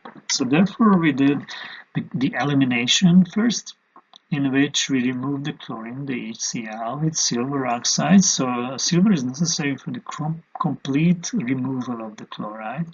So once we have this alkynyl iodonium, we can react it with phenol and nucleophile in a 1-part-C3 component reaction mixture. And in this case, with 47 examples, we've got nice yields of this difunctionalized tetrafluoropropane species. So this is the substrate scope. I just want to quickly go through it. Here you can see that nitrogen and oxygen nucleophile substitutes the AgFO fragment. It's quite versatile, including aniline derivatives. And heterocyclic systems can be seen here. two O nucleophile, and even with here you can see two nucleophiles, and here there's a special substrate in which we were able to do macrocyclization between the O and the nitrogen nucleophiles. Another part, the last part of the difunctionalization segment, which is alkyl ammonium salts in the three-component reaction. Here we were able to prepare these species, which can be stored in as its salts, HCl salt. So that was our summary. That was our research and developments in the field of iodonium salt. Just summarizing quickly the results what we've done in the last couple of years. So first we designed fluoroalkyl trifluoroalkyl iodonium salt for indole functionalization and siege activation reaction and fluoroalkylation. Another iodonium was designed for amination reactions, for aziridination and 1,2 difunctionalization or trifluoropropanylation. And the latest iodonium salt what we developed is based on HFOs, refrigerant gases, and we produced this fluoroalkyl iodonium salt, and we reacted it in versatile reaction with heteroatom nucleophiles, so mono or difunctionalization reactions. And just if you're interested in this chemistry, we reviewed the fluoroalkylation reaction in this paper recently. Finally, I would like to thank to all of my co-workers in the last couple of years. Here you can see, or you can find our website, and I really thank for all the supporters and funding agencies and for the survey, for the partnership and support our results. And finally, I would like to thank to your kind attention. Thank you, Zoltán. Then we move to the Trans-Danube region. The next speaker is Rita Skoda-Földes from the research group of organic synthesis and catalysis, University of Pannonia. And the title of her talk is Application of Ionic Liquids in Organic Synthesis, and we're looking forward to hearing new results from Rita. Rita, the screen is yours, please. Thank you very much. I hope you can hear me and you can see the screen. Hear you, but okay, this full screen. Okay, full screen. Okay, thank you very much. Thank you much. So first of all, I would like to thank the Division and TIPOR for the invitation and for the possibility to present our results here. Before my talk, I would like to say a couple of words about my university. Tibor has already mentioned that it is located in the western part of Hungary, and it was founded exactly 75 years ago, originally for chemical engineering studies, but now it has expanded and it has 4 faculties. For long, the researchers of the Department of Organic Chemistry have been involved in organometallic chemistry and homogeneous catalysis, and now we are focusing on the development of sustainable methods in organic synthesis. So our main goal is to achieve catalyst recycling, and for this purpose we use ionic liquids, and the ionic liquids can play several roles in catalytic reactions. They may serve as catalyst supports for transition metals. They may act as catalysts themselves, and there is a special group of ionic liquids, the so-called switchable polarity solvents developed by Jessop, that can be used to recycle base-type catalysts. Why ionic liquids are so versatile components in catalytic reactions? We have a great variety of cation anion pairs, and we can fine-tune the structure by introducing several groups into the side chains, especially in the cations. Ionic liquids can dissolve various polar compounds, so they are good solvents in organic reactions. Sometimes they are called green solvents, but this is questionable because most of the ionic liquids are toxic, but still they have no vapor pressure and they are non-flammable. So that means that it is much safer to work with them than with usual organic solvents. A very important feature of ionic liquids is that they can stabilize transition metal catalysts, so they are good solvents in homogeneous catalytic reactions. When we introduce acidic or basic groups, then they can serve as catalysts themselves. And the last important thing is that they do not dissolve apolar compounds, so we can carry out biphasic reactions in mixtures of ionic liquids and apolar organic solvents. And thus, ionic liquids may facilitate separation of product and catalyst, and this makes it possible to recycle the catalyst. So we applied ionic liquids in various catalytic systems, and I would like just to show you a couple of examples from the reactions that we have investigated in the past few years. Moreover, I want to show you that these methodologies can be used not only for simple substrates, but also for more complicated structures. We usually focus on the synthesis of steroids. The first reaction that turned our attention towards the use of ionic liquids was a so-called aminocarbonylation reaction. And in this reaction, an unsaturated halide can be converted to an amide type product in the presence of carbon monoxide, an amine, palladium salt, and a ligand. In the case of steroids, this reaction can be important because the functionality, this amide functionality, can be found in a lot of steroids with pharmaceutical examples. Just to show what one example is this finasteride, which is an inhibitor of steroid biosynthesis, and this drug is used for the treatment of prostate cancer and prostatic hyperplasia. So we just chose this reaction as a model reaction because it can be followed easily by gas chromatography. And when we carried out the reaction in ionic liquid, at the end of the reaction, we could extract the product in an apolar solvent, and the ionic liquid contained the catalyst. And we assumed that this mixture could be recycled several times. Of course, to achieve this, we had to fine-tune several parameters. For example, we have found that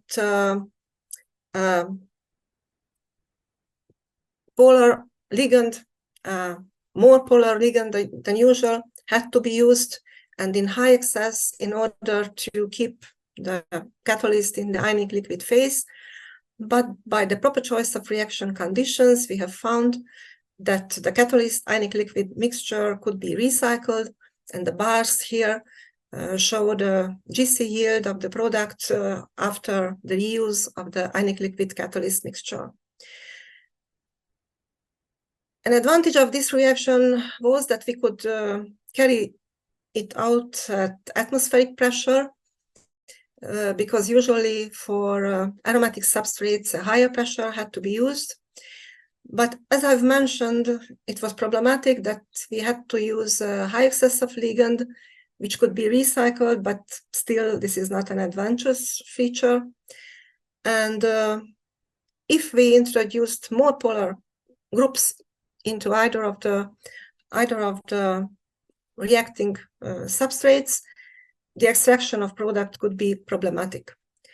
So that's why we turned our attention towards heterogeneous catalysis instead of homogeneous one.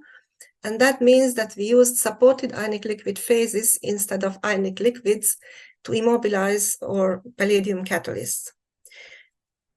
A supported ionic liquid phase can be obtained by different ways. We can immobilize the ionic liquid either via adsorption under solid support or by grafting. That means that we can establish covalent bonds between one of the ions of the ionic liquid. And if we have the support, then we can deposit the palladium on the solid phase, and we can obtain a heterogeneous catalyst that can be filtered off easily from the reaction mixture. In the past few years, we prepared different supported ionic liquid phases by both methodologies. And now I would like to show you just a few results showing that it is really advantageous to use these phases for the immobilization of palladium catalysts. Of course, first of all, we wanted to show that it's worthwhile to use supported ionic liquid phases. So we prepared different heterogeneous catalysts, one without the presence of an ionic liquid, another phase with adsorbed ionic liquid, and the third one with a covalently bound cation. In this case, we have chosen a simple system to show the performance of these, or to compare the performance of these catalysts. The reaction is very similar to that I have shown you before, but in this case, the halide component was an aromatic one. And if we use an aromatic substrate, then besides the amide, another type of products, a ketoamide, can be formed via double carbon monoxide insertion. At the start of our experiments, we focused on the synthesis of the ketoamide type product because the heterogeneous catalytic reactions towards this type of compounds were less explored. So this chart shows you the results with our 3 types of catalysts. All the catalysts were recycled 6 times, so we have 6 successive runs with the same portion of catalyst, and the bar stands for the yields, for the GC yields of the products, and the colors depict the different products. The red bar corresponds to the ketoamide, and the dark red stands for the amide. So you can see that the blue bars are the greater, so that means that we had the ketoamide as the main product under these conditions. But you can also observe that in the presence of the catalyst without the addition of the ionic liquid, activity decreases very quickly when the catalyst is recycled. But in the other 2 cases, we had good results. We had a more stable catalyst, and the activity of the third one was the highest, although the selectivity was a bit lower. After that, we compared supported ionic liquid phases with different cations. Again, we compared the activity. With these 2 catalysts, so with the phosphonium type and pyridinium type catalyst, we observed higher activity, but in the phosphonium case, we could observe a side reaction. That means that another ketoamide type product was also formed as a side product, and this can be explained by the decomposition of DMF that was used as solvent. But the third catalyst had an excellent performance. It has the greatest stability, good activity, and excellent selectivity too. What is more, we could observe very low loss of palladium, which is of course very important, not only because palladium leaching may lead to the deactivation of the catalyst, but also because leached palladium may contaminate the product. And this means that this can be problematic if we want to use this reaction for the production of pharmaceutical derivatives. We carried out this reaction for the synthesis of a couple of ketoamide type products. But now I want to show you another example in which we use the same catalyst for a monocarbonylation. So we could produce also amides under different reaction conditions. So we had to increase the temperature and decrease the CO pressure to obtain these products in good yields. And in this case, I show you results not for simple compounds, but in the synthesis of drug molecules, and in this case, precursor for the drug. In the aminocarbonylation step, we could reuse the catalyst several times for both of the compounds, and you can see that after column chromatography, we can obtain the products in good to excellent yields. In parentheses, you can see the loss of palladium, which is very different in each case, and we can conclude that palladium leaching is dependent not only on the choice of the catalyst, but also on the nature of the reagents that are present in the reaction mixture. Since then, we have used this catalyst also in other CC coupling reactions, like in Suzuki coupling and Sonogashira coupling. But now I would like to turn into my second example, in which we used the ionic liquid itself as a catalyst, and this is a ring opening of epoxides. And in this example, again, we used steroidal derivatives as substrates, because this moiety, which can be produced via the ring opening of the steroidal epoxide in the presence of amine. So this moiety can be found in several drugs. Usually this reaction is carried out in an organic solvent using a high excess of the amine reagent. So we wanted to compare the utility of organic solvents and ionic liquids. And we have chosen a less nucleophilic reaction partner, just to highlight the differences between the different methodologies. And this table shows you that when we carried out the reaction in normal organic solvents, then we obtained the product in very low or moderate yield. And when we changed the solvent into an ionic liquid, then we could achieve excellent results, even in shorter time, and using only one equivalent of the amine reagent. In this case, the role of the ionic liquid is to form a hydrogen bond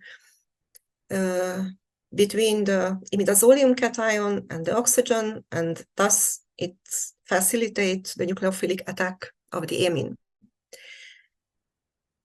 Of course, in this case, we wanted to prove that the ionic liquid can be recycled after the extraction of the product, and you can see that we can reuse the ionic liquid without a loss of activity.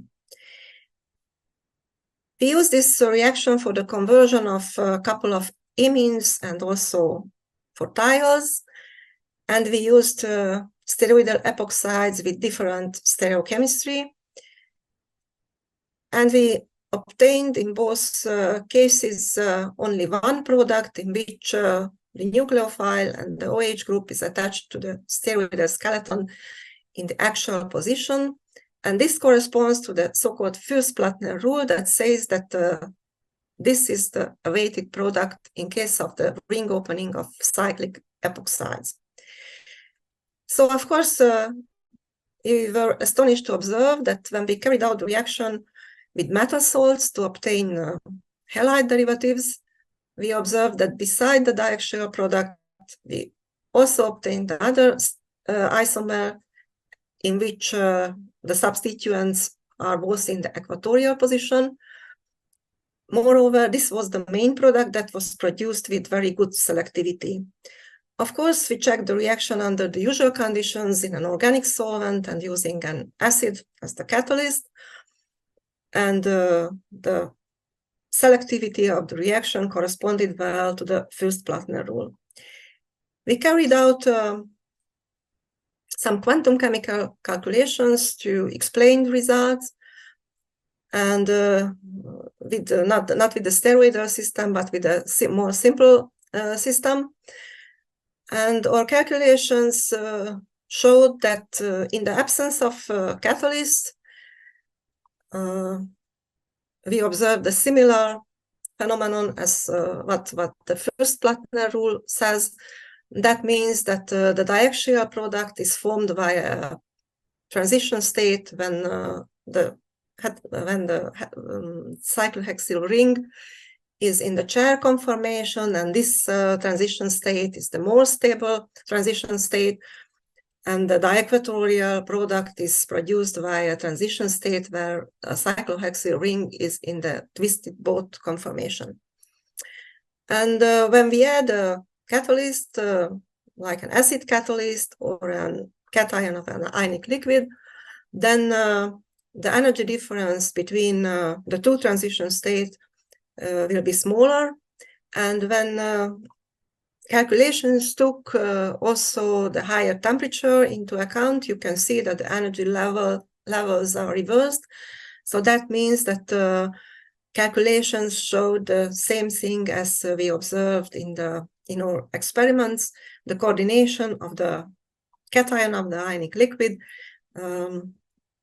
resulted in a different conformation in the transition state that resulted in lowering of the energy level. So by the proper choice of the metal salt and the temperature, we could selectively produce either the diaxial products or the diequatorial products. And we have also shown in all of these cases that the ionic liquid could be recycled. Another example for the use of an ionic liquid as a catalyst is a hetero-Michael addition. In case of steroidal substrates, this reaction is important because, again, we can produce molecules, for example, from these pregnenolone derivatives, which is similar to some cytotoxic steroids that were found cytotoxic against a couple of cell lines. The usual methodology for this Michael addition reaction in case of steroids is the use of an inorganic base as catalyst or to accelerate the reaction by microwaves. So again, we carried out the reaction in an ionic liquid solvent, and we chose another ionic liquid with a more basic anion as the solvent and catalyst. And in this reaction, the ionic liquid has a dual role. That means that again, the cation will form a hydrogen bond with the oxygen and thus polarizes the Michael acceptor, the CC double bond.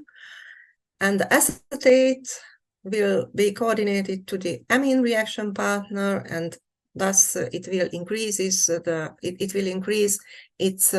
nucleophilicity. The ionic liquid could again be reused several times without changing the results in this reaction, of course, after extraction of the product with an apolar solvent. We used this reaction with amine reagents and also with thiols, and we obtained the products in case of aromatic, cyclic, secondary, and primary amines in really moderate to good yields, and with really very good yields for both aromatic or aliphatic thiols. To our frustration, we have found that we had problems with heterocyclic derivatives. And of course, this was frustrating because this cytotoxic derivative bears a heterocycle in position 16. And also among all compounds that were produced in the previous reaction, this one with the imidazole ring had the highest inhibitory effect towards an enzyme that is an enzyme of steroid biosynthesis. So that means that similar compounds might be used for the treatment of hormone-dependent cancers. So we looked for another possibility to recycle the catalyst, and it was necessary because although we achieved good conversion in this reaction, but we had to use a high excess of the reagent to achieve this. And also, this compound, the product, was more polar than the other derivatives, and that means that we had problems with extraction. And if we cannot extract the product, of course, the ionic liquid cannot be recycled. The solution was the application of an organo-based catalyst, and to exploit switchable polarity solvents to recycle this base catalyst. In microreactions of simple compounds, these type of organobases are good catalysts. And we also know from literature examples that guanidine base can be turned to ionic components either in the presence of a heterocycle and carbon dioxide, or in the presence of an imidazolium type ionic liquid and carbon dioxide. And these two reactions are both reversible. So we assume that if we use a heterocycle as the reagent, guanidine base as a catalyst and solvent, and an imidazolium type ionic liquid as a co-solvent, all these components can be turned reversibly to ionic derivatives after the completion of the reaction. So the next slide shows you how this works. And we use this procedure to recycle not only the catalyst, but also the reagent, which had to be used in high excess. So we start with a mixture which contains the ionic liquid, the heterocycle, and the guanidine base. We add the Michael acceptor and the heterocycle in an equimolar ratio. We heat the sample, we heat the mixture, and we obtain the product. And after that, if we introduce carbon dioxide into the mixture, all the components will be ionic derivatives except for the product, and of course, any unreacted starting steroid. And if we add a polar solvent, then this product can be extracted, and the ionic components can be turned back to the molecular state by the removal of CO2. And we can reuse, again, this mixture for the conversion of another portion of substrates. We use this methodology in the addition of several heterocycles. And you can see that we could obtain the products in really good yields. This 55% stands only for indole. In the other cases, we were around 90%. And in all cases, we have shown that the heterocycle guanidine base ionic liquid mixture can be reused several times. So this chart stands for the reaction of imidazole.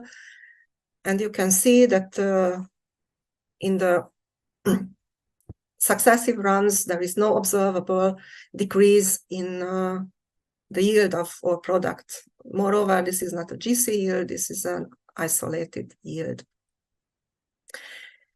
So as a summary, I hope that I could convince you that ionic liquids are very versatile components of catalytic systems, that in most cases catalyst or catalyst solvent can be recycled efficiently, that we can use these systems not only for simple compounds, but also for compounds of pharmaceutical importance.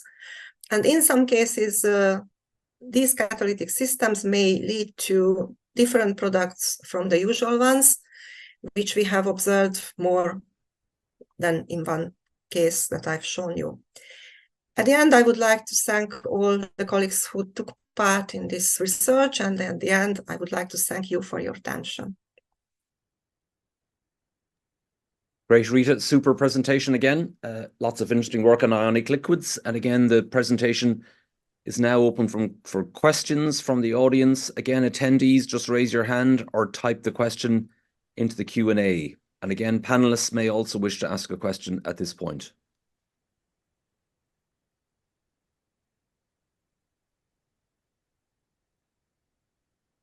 Perhaps, Rita, I could start with a question. In terms of developing and testing the range of ionic liquids for the various reactions that you look at, you know, how broad a suite of ionic liquids do you have to choose from?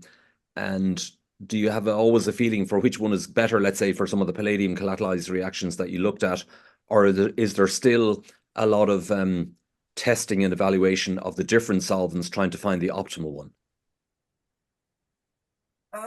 Yes, of course. The problem lies especially in the high diversity. So there is several options for developing new catalysts, and as I've shown you, we also made some dicationic ionic liquids which were supported on the silica support, and these catalysts showed very, very good performance, but still I feel that you should keep your ionic liquid as simple as possible, because of course if you prepare a very complex structure, then I think it can be hinder its usage in the community of chemists.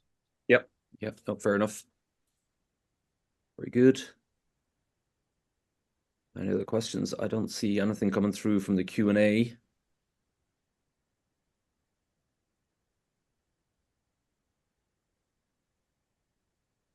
Okay, so perhaps if there's no further questions, thanks again, Rita, and I'll pass back over to Tibor. Thank you, Rita, for the splendid lecture. And we are moving to Debrecen, Department of Organic Chemistry, University of Debrecen. And the next speaker is László Somsák. We are going to learn about carbohydrate chemistry. And the title of his talk is Transformations of Monosaccharides toward Glycomimetics. László, please share your screen. This is happening. Okay, perfect. Okay, thank you, Tibor, for the introduction and for inviting me to present our results in this series of lectures. So, as you mentioned, I'm going to speak about glycomimetics, and this is a kind of carbohydrate chemistry. I'm sorry. For today, it has become a scientific, very well-known scientific cliché that glycans, similar to say sugars, in their monomeric, oligomeric, or polymeric forms, are ubiquitous to all cells in nature and are essential to all life forms. Some years ago, Ajit Barki, the founding father of glycobiology, has summarized and categorized those biological phenomena which are mediated by glycans, by sugars. And this picture, borrowed from his paper, tells us that the most important event in such biological event is the interaction between a glycan binding protein called lectin and a glycan, which can be present either at the surface of various cells or also within the cells. Besides these lectins, also the so-called glycoenzymes, which are responsible for attaching or removing glycosyl units to natural products, also belong to the study field of glycobiology. And together with lectins, these can be very important targets for drug design. Here I'm showing you the basic unit of natural sugar, which is a simple oxygen glycoside, shortly O-glycoside. These are interacting with the said lectins and enzymes. Therefore, it is logical to synthesize such compounds also as drug candidates. Nevertheless, there are several issues in glycoside synthesis. The different ring structures, the need of selective group protection within the multiple hydroxyl groups of the carbohydrate moiety. And the most important one is the control of stereoselectivity of the glycosidic bond formation, which is even today not fully solved in carbohydrate chemistry, and reaching a pure alpha or beta glycosidic bond is still a challenge. Furthermore, the hydrolytic and metabolic instability of the O-glycosides, these compounds being acetal type compounds, can be hydrolyzed very easily. That makes them not really wanted targets for drug design. In addition, due to the presence of the multiple OH groups, they have unfavorable pharmacokinetic properties. A solution for this can be the use of glycomimetic compounds, which are resembling natural glycans in their structure and or biological function. Here I show some possibilities to make a glycomimetic compound that resembles an O-glycoside. Either the glycosidic oxygen represented with Y here can be replaced by other atoms, or the ring oxygen can also be replaced. Furthermore, this Y linker can be a multi-atomic portion moiety in the molecule. So there are very many possibilities to increase metabolic and chemical stability in a glycomimetic compound. There are several other advantages. For example, the chemical synthesis can also be simpler than for glycosides. We have the possibilities to introduce many other functional groups, for example, for different ligations. And actually, it is only the fantasy of the synthetic chemists, and maybe in the very near future that of the artificial intelligence, that may limit the diversity of glycomimetic compounds. In this slide, I'm showing you some glycomimetic compounds which are already marketed drugs. Without going into the details, there are several antiviral compounds here, anticoagulants, or drugs which can be applied, for example, in Gaucher disease or in epilepsy.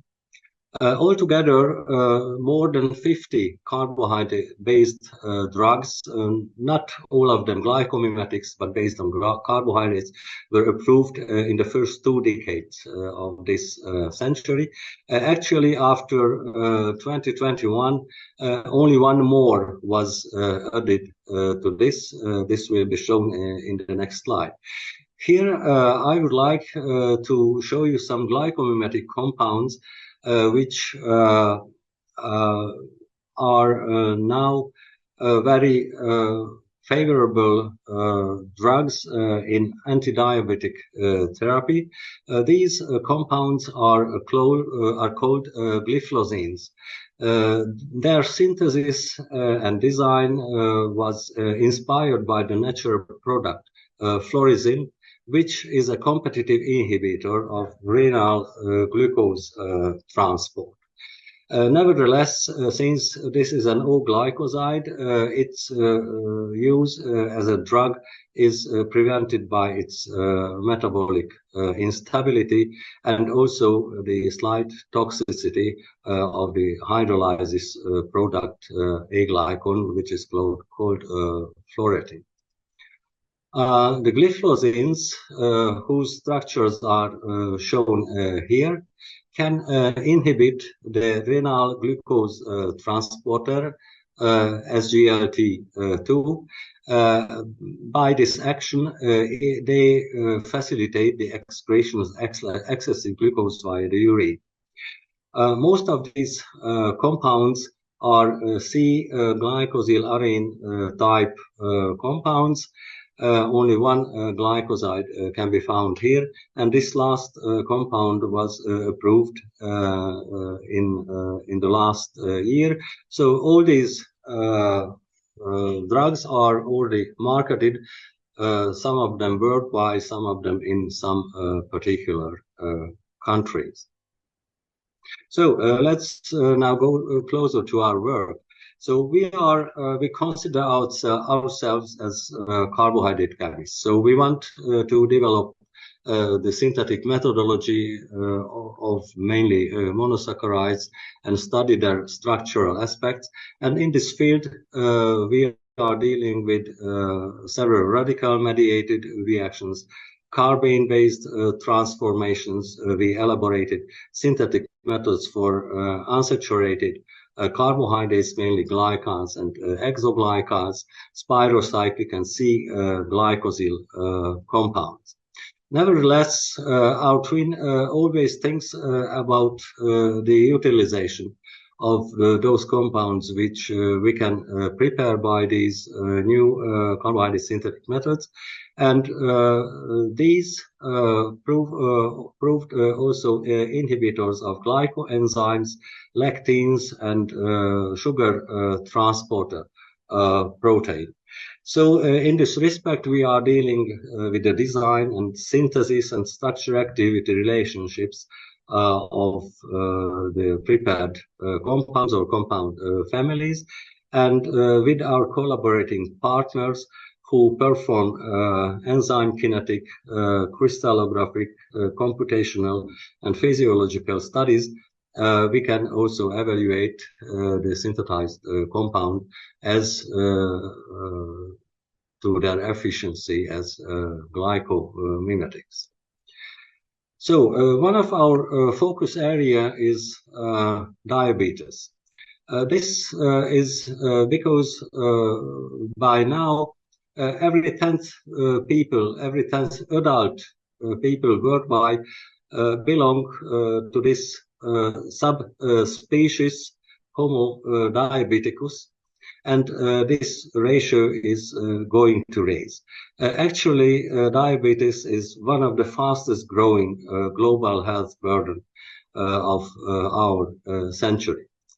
Our target in this respect is the enzyme glycogen phosphorylase, whose structure is shown here in its biologically active dimeric form. Glycogen phosphorylase is the rate-limiting enzyme of glycogenolysis, and the inhibition of the liver isoform has a direct effect on blood glucose levels. Therefore, it is a validated target in anti-diabetic therapy. In our work, we are focusing on the catalytic site of glycogen phosphorylase, which can accommodate glycogen itself, and also several glucose-derived compounds, of which I will show you several examples. The glycogen phosphorylase inhibitors have potential not only in anti-diabetic therapy, but also in heart and brain diseases, for which I have shown some examples here, and also in some cancer therapies. They can be applied. So let's start our chemistry first with the synthesis of anomeric spirocycles. Actually, they are compounds, for example, this thiohydrogen compound, in which the former anomeric center, anomeric carbon, becomes the spiro center of the compound. The chemistry here is based on the radical mediated brominations of various anhydroaldonic acid derivatives, then exchanging the introduced bromine into other substituents like hydroxy or amino group, and after this the cyclization reactions with various reagents may lead to different types of anomeric spirocycle, which are illustrated here with different colors. Not only these ulosonic acid derivatives were used for the synthesis of spiroheterocycles, but 1-thiosugars and exoglycals, I will speak about these compounds later in more details, could be applied to get spirocyclic derivatives like these oxothiazoles, isoxazoline derivatives, spiro-beta-lactams or cyclobutanones, or these biophilic oxidation products. Practically all of these compounds were subjected to glycogen phosphorylase inhibition assays, and in this slide, I show you the most efficient compounds. The efficiency is shown by the inhibition constant expressed in micromolar units, and it can be seen that starting from low micromolar to nanomolar efficiency, we could find good glycogen phosphorylase inhibitors. These compounds were also subjected to in vivo investigations. In Zucker-Fafa rats, they were shown to decrease hepatic glucose production in a dose-dependent manner. By this compound, this was approximately 1/3 of the glucose production. Here, more than 40% could be achieved. And this effect on liver glucose output may be relevant for therapeutic applications as well. From our earlier works, we also had another series of very efficient glycogen phosphorylase inhibitors, which are represented by these N-glucopyranosyl amides and urea type inhibitor, especially the latter ones were also sub-micromolar inhibitor. So in these compounds, we wished to use the principle of bioisosteric replacements of the highlighted amide groups by several heterocycles, some of which are shown here.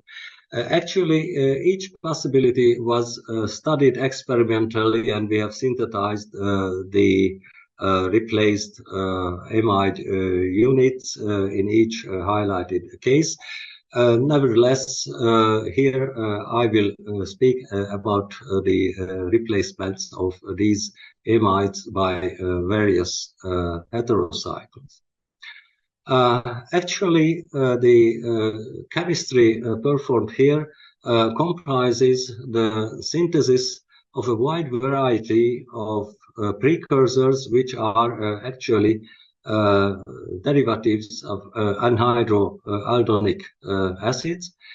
These can be ring closed in various cyclocondensation reactions, and in some cases ring transformations lead to different heterocycles in these positions.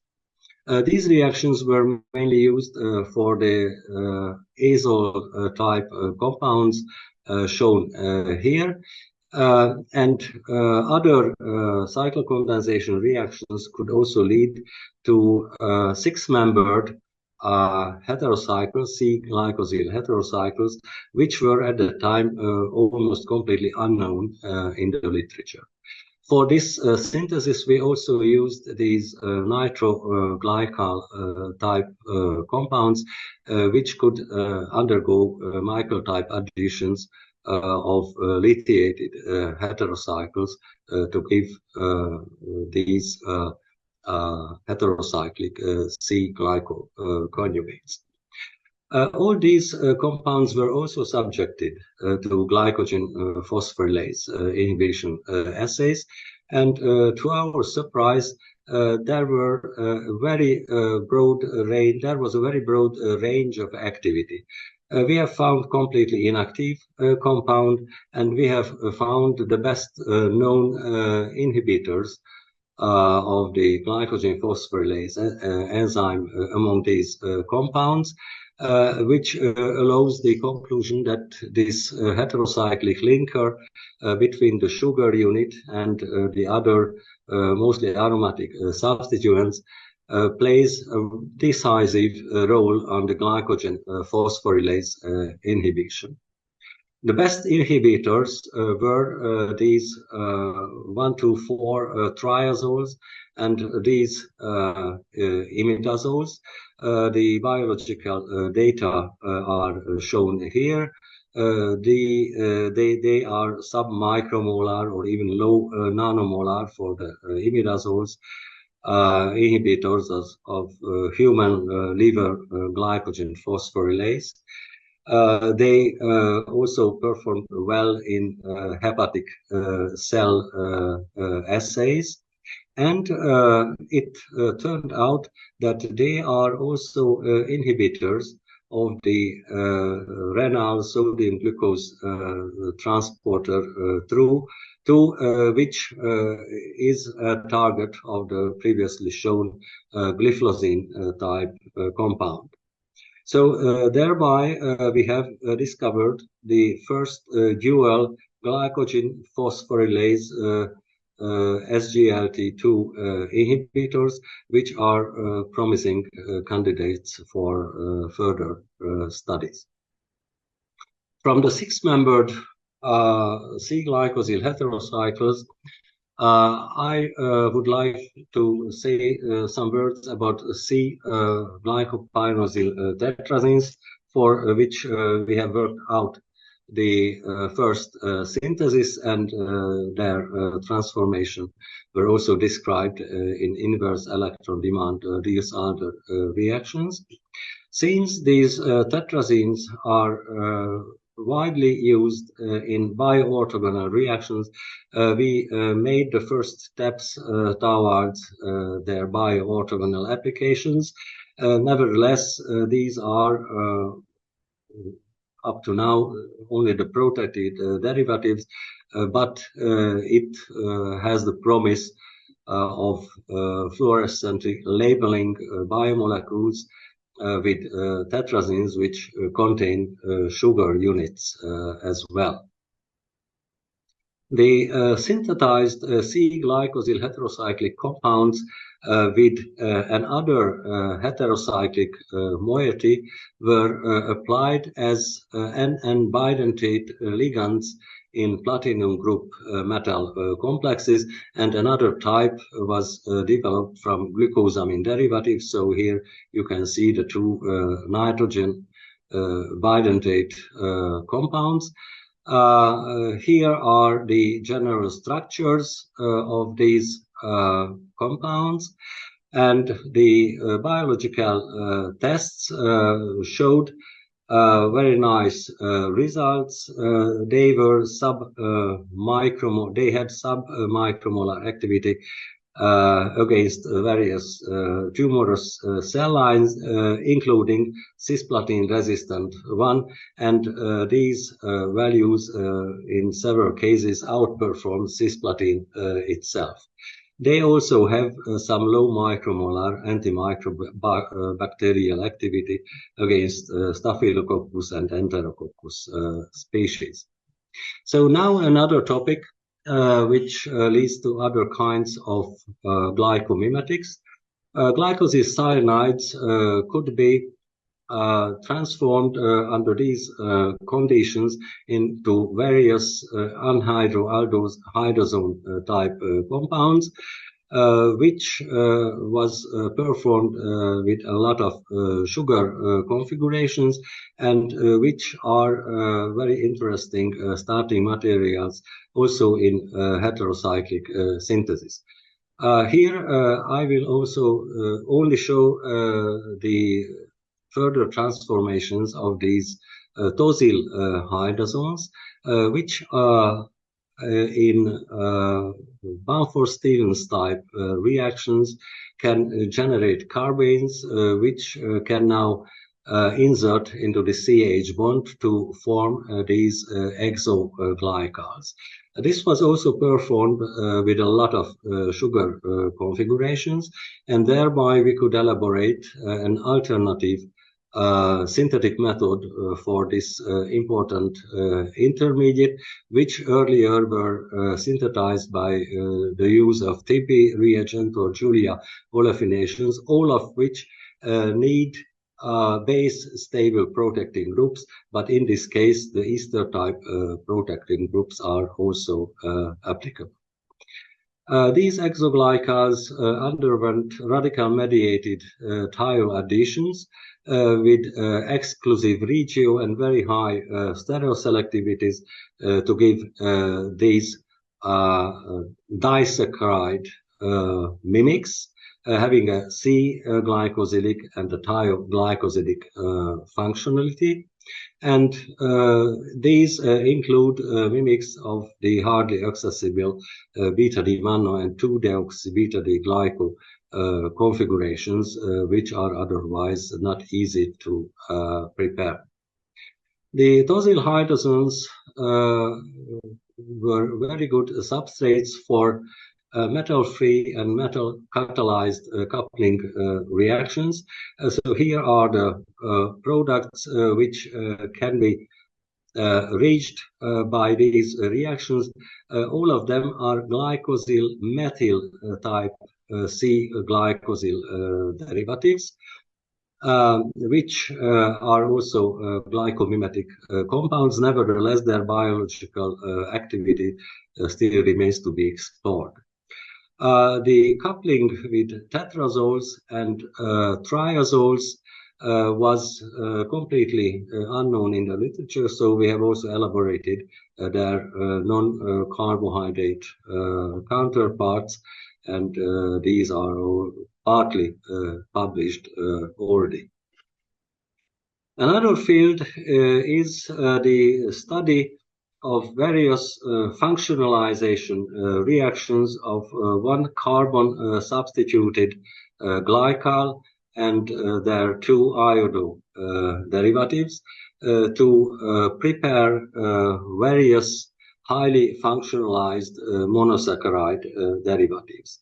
So here you can see that we can introduce various functional groups in addition to the already present carbon substituents, and these can be transformed into branched sugar derivatives, and these can, if these R3' groups are representing another sugar, again mimetics of various disaccharide derivatives. These 1C substituted glycans with these carbon substituents were also subjected to radical mediated thiol addition reactions, and it was a very nice experience that the reactions proceeded with exclusive regioselectivity and exclusive stereoselectivity, providing either these D-mono or D-talo type C glycosidic compounds, and with sugar thiols, these represent new thiodisaccharide compounds. The reactions depended very strongly on the nature, on the electronic nature of the carbon substituents, and satisfactory yields were obtained with the less electron withdrawing amide derivatives, while in the presence of the cyano group, which results in the more electron depleted carbon-carbon double bond. Here the yields were not really usable in synthetic procedures. In the presence of the two acetoxy substituents, simply no reaction could be observed. So the newly prepared thiodisaccharide compounds were studied as inhibitors of various galactines.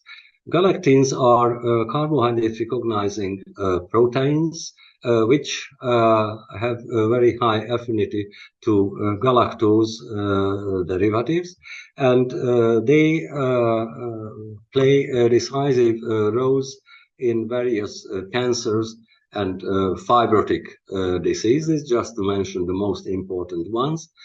Here in this table, I have collected the thermodynamic binding parameters of the synthesized 1,2-thiodisaccharide type compounds against galactine-3 carbohydrate recognizing domain.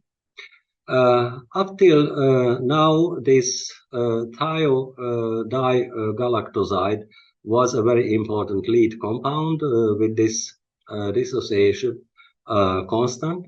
And if you consider the newly developed 1,2-thiodisaccharides, these are more efficient than this older lead compound. So now we have new leads for galactine inhibition, and these leads offer several possibilities by transforming, for example, the C-glycosidic function and introducing other bulky substituents in any of the carbohydrate moieties to fit into the multiple binding sites of these galactine type protein. Okay, so these were the highlights of our work, and to summarize, we have elaborated several synthetic methods for a variety of monosaccharide derived spirocycles, C-glycopyranosyl derivatives, and glycans and exoglycans. The thiol-in-click reactions of the unsaturated monosaccharide derivative gives us access to unique thiodisaccharides, which are glycomimetic compound. The biological assays revealed that the 1,2,4 triazoles and imidazoles as C-glucoconjugates and also spiro heterocycles like isoxazolines and oxothiazoles are low nanomolar inhibitors, and they are also effective under in vivo conditions. And we have also found new leads in the form of C-glycosidic 1,2-thiodisaccharides for galactine inhibition. So here I would like to show you the members of the Chemical Glycobiology Research Group. All of them are members of the university staff with a lot of teaching duties. besides their research work, and the PhD students and the technicians are also helping their research activities. Here I have listed the former members of the group who already received their PhD degrees, and those groups and people who collaborated in enzyme kinetic and physiological studies, protein crystallography, computational chemistry, and galactin studies. I couldn't speak much about these results, which go into the very details of the interactions of these glycomimetic compounds with different proteins.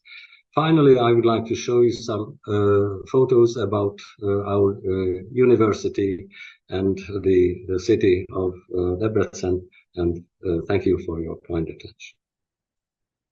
Laszlo, super presentation again, a real tour de force in glycochemistry and the beauty of carbohydrates. So well done on all of your work.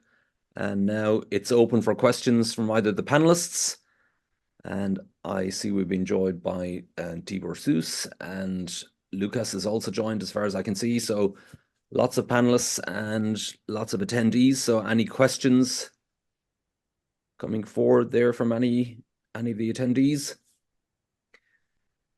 Maybe Laszlo, I could ask you the first question, if that's okay, in terms of your glycals, where you're adding thiols and you're making thioglycosides. What type of alpha-beta selectivity did you get in those cases? Actually, the stereoselectivity is very high. With hexose-derived glycans, it is also exclusive. Exclusive beta selectivity, of course. This is due to the reactivity of the glycosyl radicals, which undergo alpha site attack almost exclusively. In pentose-derived glycans, where the ring conformation of the radicals is actually glycosyl radicals is more flexible or more mobile. In those cases, we have found some beta site attack, beta site hydrogen abstraction as well. So in that case, in those cases, the stereoselectivity is not 100%. Right.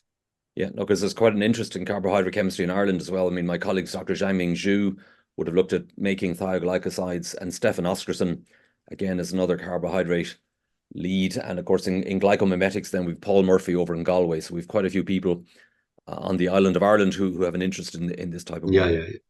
You to know all of those. Oh, Q&A, here we go. From Jakob Zika, apologies if I've mispronounced that. Great talk. Have you tried other reagents than thiols for the UV-initiated glycal additions? Thanks. Not yet. Not yet. Okay, short question, short answer. Good. Any questions from the panelists? It appears not. So thank you again, Laszlo and Tibor. I'll pass over to you in terms of timing. We'll probably move on into the program if that's all right. Okay, it is my pleasure to announce the next speaker, who is Tamás Kállai from the Department of Organic and Pharmacological Department, University of Pécs. And he's going to speak about synthesis and the study of phosphorus containing stable nitroxide-free radicals. The screen is yours, Tamás. Thank you for the organizers choosing me for present this lecture on phosphorus chemistry. For the sake of correctness, I need to say two things. One is that there are many internationally recognizable group at the Pécs University, at the organic chemistry subdivision, just Professor Kollar's group with the homogeneous catalysis and carbonylation reaction, and the oldest group is the carotene groups, which is at the medical faculty. So, okay, in my talk, I will speak on the background and history of nitroxides, and also on synthesis of paramagnetic phosphonate esters, phosphonates, phosphates. These are adaptation of the phosphorus chemistry nominated reaction for nitroxide radicals, such as Arbuzov, Kabachnik-Fields-Perkov reaction. Also, we used a McCormack reaction to construct a nitroxide fused phosphorine oxide derivative, and also the synthesis of the diphenylphosphine substituted pyroline nitroxide. And this opened a new pathway towards studying ligation, spin labels, and antiproliferative agents as well.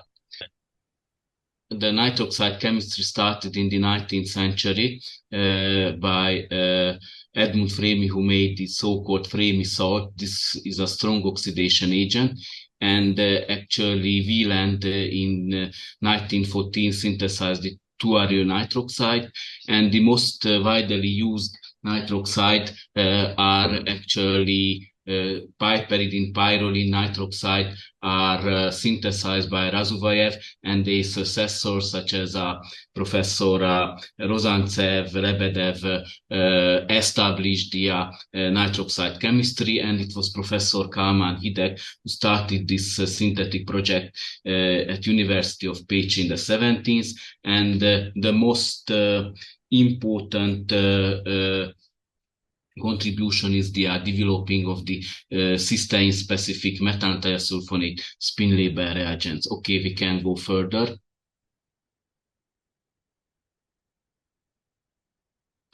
So the nitroxide have found many utilizations. This was the spin labeling and spin trapping, antioxidants with the superoxide-like activity, co-oxidant, nitroxide-mediated polymerization, organic ferromagnets. These are mainly nitronil nitroxide used for this, and emery and EPRE contrast agents. We can go further. So just something on spin labeling. The methyl-thiosulfonate spin label reagent is widely used. However, not only the organic chemistry of nitroxide have developed, but also the EPR hardware produced a huge improvement in the last 2-3 centuries, and for the MTSS spin label, it was hard to follow the protein chain slow fluctuations or DIR measurement with and with DIR measurements with the methyl-thiosulfonate spin labeling because of flexibility. So we have developed in the cooperation with Professor Wayne Haber lab in the UCLE, the HO 1944, the bis-methyl-thiosulfonate spin label reagent. And very recently, we have published the HO 4072, which is practically the labels the cysteine on the ring of the nitroxide itself. Okay, we can go further. So regarding the phosphorus containing nitroxide, the idea is not fully a new one, but actually Levant and Tordo synthesized the beta phosphonate and alpha phosphonate esters of nitroxide. Practically they were used for study the hyperfine coupling of phosphorus and nitroxide radical, and also they were used for nuclear polarization experiment. Professor Hideg also synthesized a phosphorus containing nitroxide. This cationic side chain was used to study the influence of the reducibility of this nitroxide radical with the Packer lab, and in this century, Kaliaraman May 2005 synthesized the MitoCP reagent, who it is a mitochondrium targeted SOD-mimic antioxidant reagent, and Professor Bottle synthesized the isoindolene nitroxide, which is sterically hindered, but still have a two phosphonate group, making this reagent very soluble. Okay, we can go further. So the MitoCP story that didn't end in 2005, but many groups all over the world synthesized such kind of phosphonium salt based on nitroxide to target the spin trapping and agent to the mitochondrial membranes. So we can go further. But what we did, synthesis of phosphonate ester by Arbuzov reaction. This reaction with the Arbuzov reaction gave the allylic bromide the corresponding phosphonate esters selectively without the reduction of nitroxide function. And this can be done with compound 7 also to produce compound 8 bisphosphonate ester. And if you don't have a expensive allylic bromide reagent, you can use practically a Horner-Wadsworth-Emmons reaction to get this allylic phosphonate esters as well, and also the alpha bromination of the keto group, followed by the Berkov reaction. We get the vinyl phosphate esters. Okay, we can go further. These were useful, these phosphonate esters, because we can use this for the carbon-carbon double bond formation reagent as a substrate of Horner-Wadsworth-Emmons reaction, and both for with aromatic, heteroaromatic, and the alicyclic aldehydes, and also the 8-biphosphonate can be reacted with the benzaldehyde to make this triene compound, and it's practically a spontaneous electrocyclization reaction and oxidation gave the 5,6-diphenyl isoindolene nitroxide derivative. Not all reaction was so successful because the bisphosphonate cannot be synthesized from compound 4. Okay, we can go further. So we also made the alpha hydroxyphosphonate ester by the Pudovic reaction. Solventless conditions with potassium phosphate with diethyl phosphate, we can get these alpha hydroxy phosphonates in good to excellent yield. And actually this alpha hydroxy phosphonate substitution, like in case of compound 18, wasn't a smooth thing, because for the nucleophilic substitution we need to use a Michinobu reaction, and for the oxidation we use Des-Martin-Periodan oxidation conditions. We can go further. Regarding the alpha keto phosphonates, these acid chlorides also can be converted by Arbuzov reaction to the alpha keto phosphonates. These are also key intermediates because they can be reduced back, of course, to the alcohol, but it's base catalyzed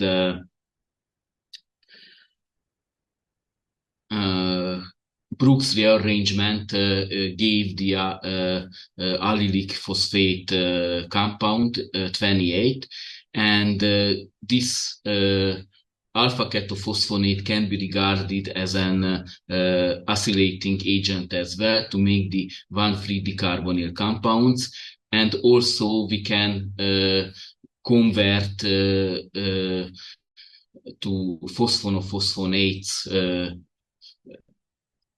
starting from the 23 acid chloride. Next slide, please. So to get the beta ketophosphonate, we used starting material as a paramagnetic acetylene compound to deprotonate it. And then this was alkylate or acylated with a diethyl chlorophosphate, followed by the acetylene bond hydration with palladium catalyst. And these beta ketophosphonate were useful building blocks again, because it can be used for the construction of a diazophosphonate derivative and alpha beta unsaturated ketone derivative like compound 36. Okay, we can go further. We have problem with synthesis of vinyl phosphonates, and here our reaction really didn't work. So what we need to do is to eliminate the alpha hydroxyphosphonate, and we got the corresponding vinyl phosphonate, but only in the case of the 6-membered derivative. And for the 5-membered, we protected the compound 37 to O-methyl derivative to somehow exclude the butylation of the group, and then lithiation of this vinyl iodide followed by treatment again with diethyl chlorophosphate gave the desired compound after metachlorperbenzoic acid deprotection of the N-O-methyl group and get the nitroxide. We can go further.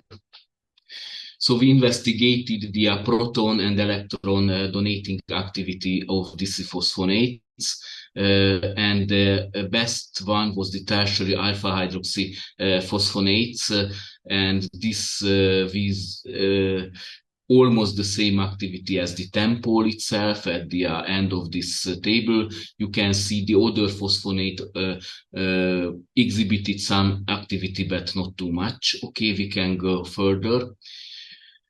We also used the synthesis for the aldehydes and paramagnetic ketones in the Kabachnik field reaction to get the alpha aminophosphonates. These are important compounds because they be considered as a phosphorus analogues of the alpha amino acids.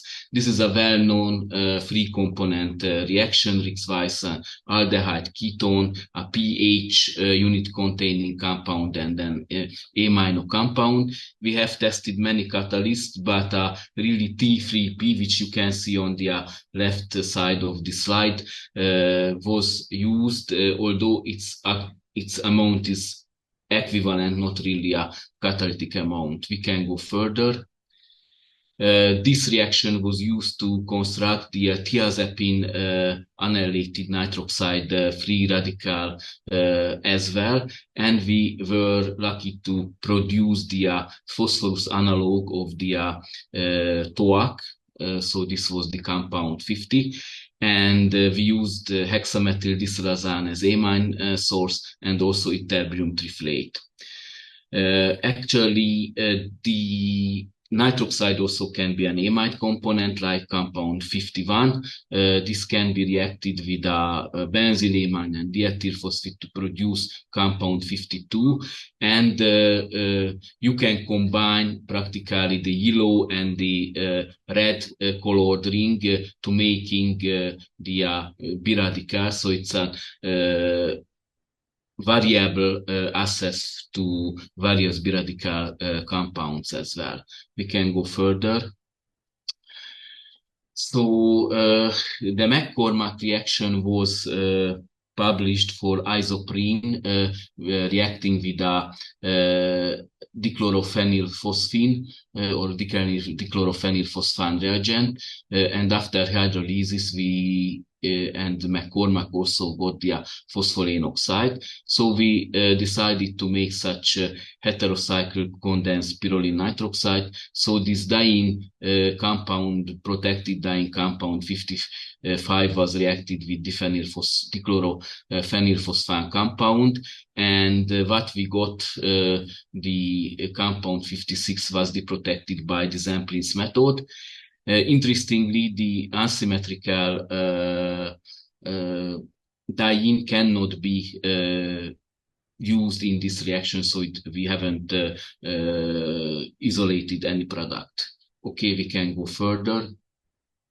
So our old dream was to make triphenylphosphane compounds, of which one of the ring can be substituted with nitroxide, and this was manifested by, again, lithiation of compound 40, followed by treatment in diphenyl chlorophosphane, and this O-methyl compound was deprotected by methachloroperbenzoic acid. Unfortunately, in this case, the phosphorus oxidized to phosphinoxide, to compound 60, and then this was reduced back to phosphane with trichlorosilane.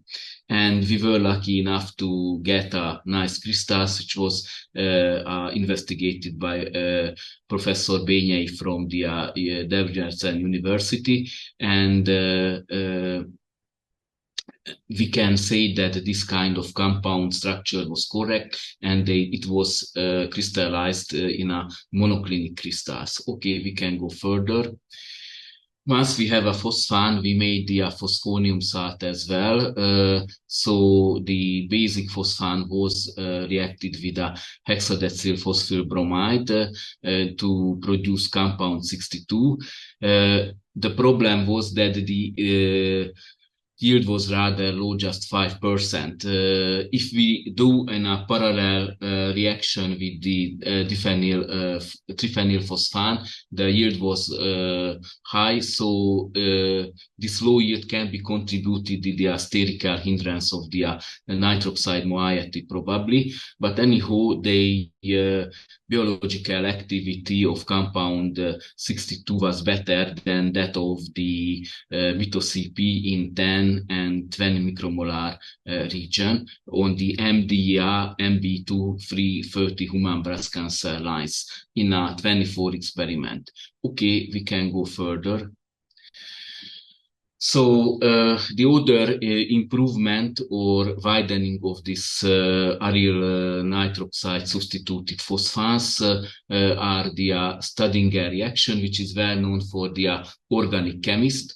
This means that the azide should be treated with triphenylphosphane, and this phosphinimines reacts with water, producing an amine, primary amine, and the phosphinoxide. In this case, the phosphinoxide is a side product, which is everybody knows must be get rid of by column chromatography. Okay, we can go further. And the new era of this Staudinger chemistry was brought by Caroline Bertozzi, who figured out that this reaction has got biocompatibility, selectivity, and short reaction time. So it's excellent for the orthogonal modification of azidoside chain in a protein. So she made mainly fluorescent labeling, but we asked what about the Staudinger induced or Staudinger base spin labeling. We can go further. So our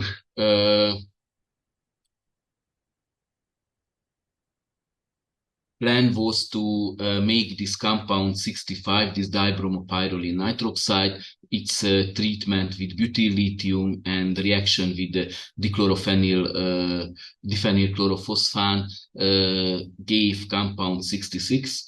Then again, further lithiation and reaction with methyl chloroformiate, and this compound was deprotected again methachloroperbenzoic acid, and we got compound 68. But to cut short this many-step synthesis, we figured out that the beta carbon of the compound 69 can be deprotonated and treated with diphenyl chlorophosphate, and we got the same compound in one step. Okay, we can go further.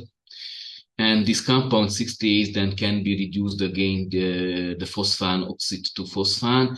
And we checked practically that diazoacetic acid methyl ester, and this was also reacted with tolylazid, and we got the desired compound. So in a model reaction, at least this Staudinger ligation is still moved. I just mentioned that compound 69 reaction with diphenyl chlorophosphane didn't work. Okay, we can go further. And then the 68 ester is a very useful compound because it can be hydrolyzed to carboxylic acid, and then it can be converted to the succinimide compound. This is an amino-specific spin label. By reduction of the ester to the alcohol and via nucleophile substitution reaction, we can get the practical methanthiosulfonate ester, so the SH-specific compound. And all the spin label reagent, the diphenyl phosphinoxide unit is a useful one, so not just byproduct, because it can slow also the rotation of the spin label moiety. And I also mentioned that if we are react the succinimide ester with an glycine ester, then we can get the same compound what we got with the Staudinger ligation reaction. Okay, we can go further.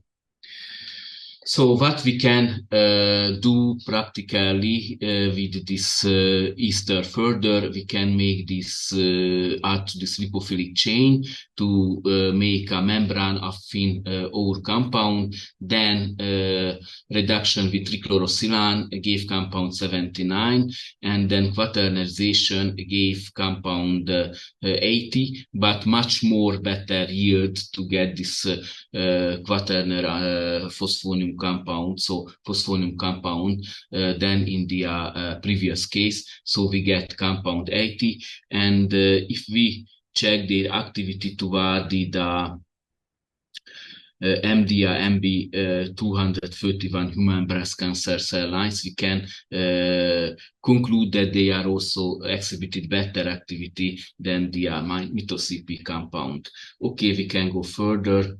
So in summary, the Arbuzov, Pudovic, McCormack, and Kabeshnik-Priest reactions were adaptable to pyrroline, tetrahydropyridine, and new piperidine nitroxide with various diversity substitution, and diphenylphosphine substituted pyrroline nitroxide also can be synthesized, and its phosphonium sulfate lipophilic chain was effective against breast cancer proliferation. And Staudinger ligation, including spin labels, are also available from the 3,4-D substituted pyrroline nitroxide. We can go further.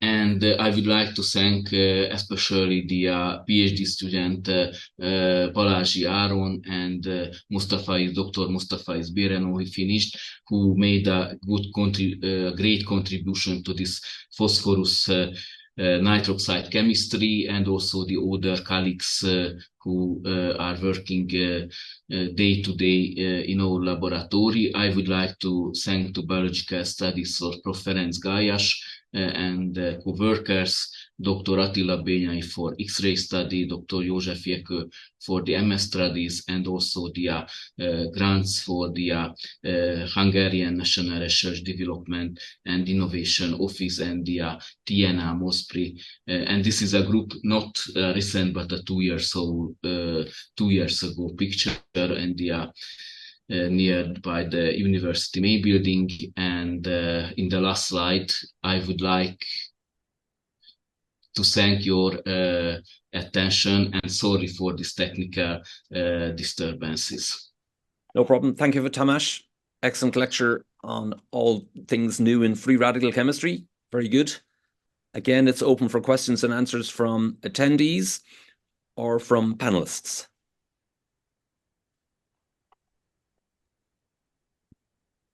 So maybe I'll ask a question, and again, I am exactly the wrong person to be asking the questions on radical chemistry in terms of nitroxide radicals.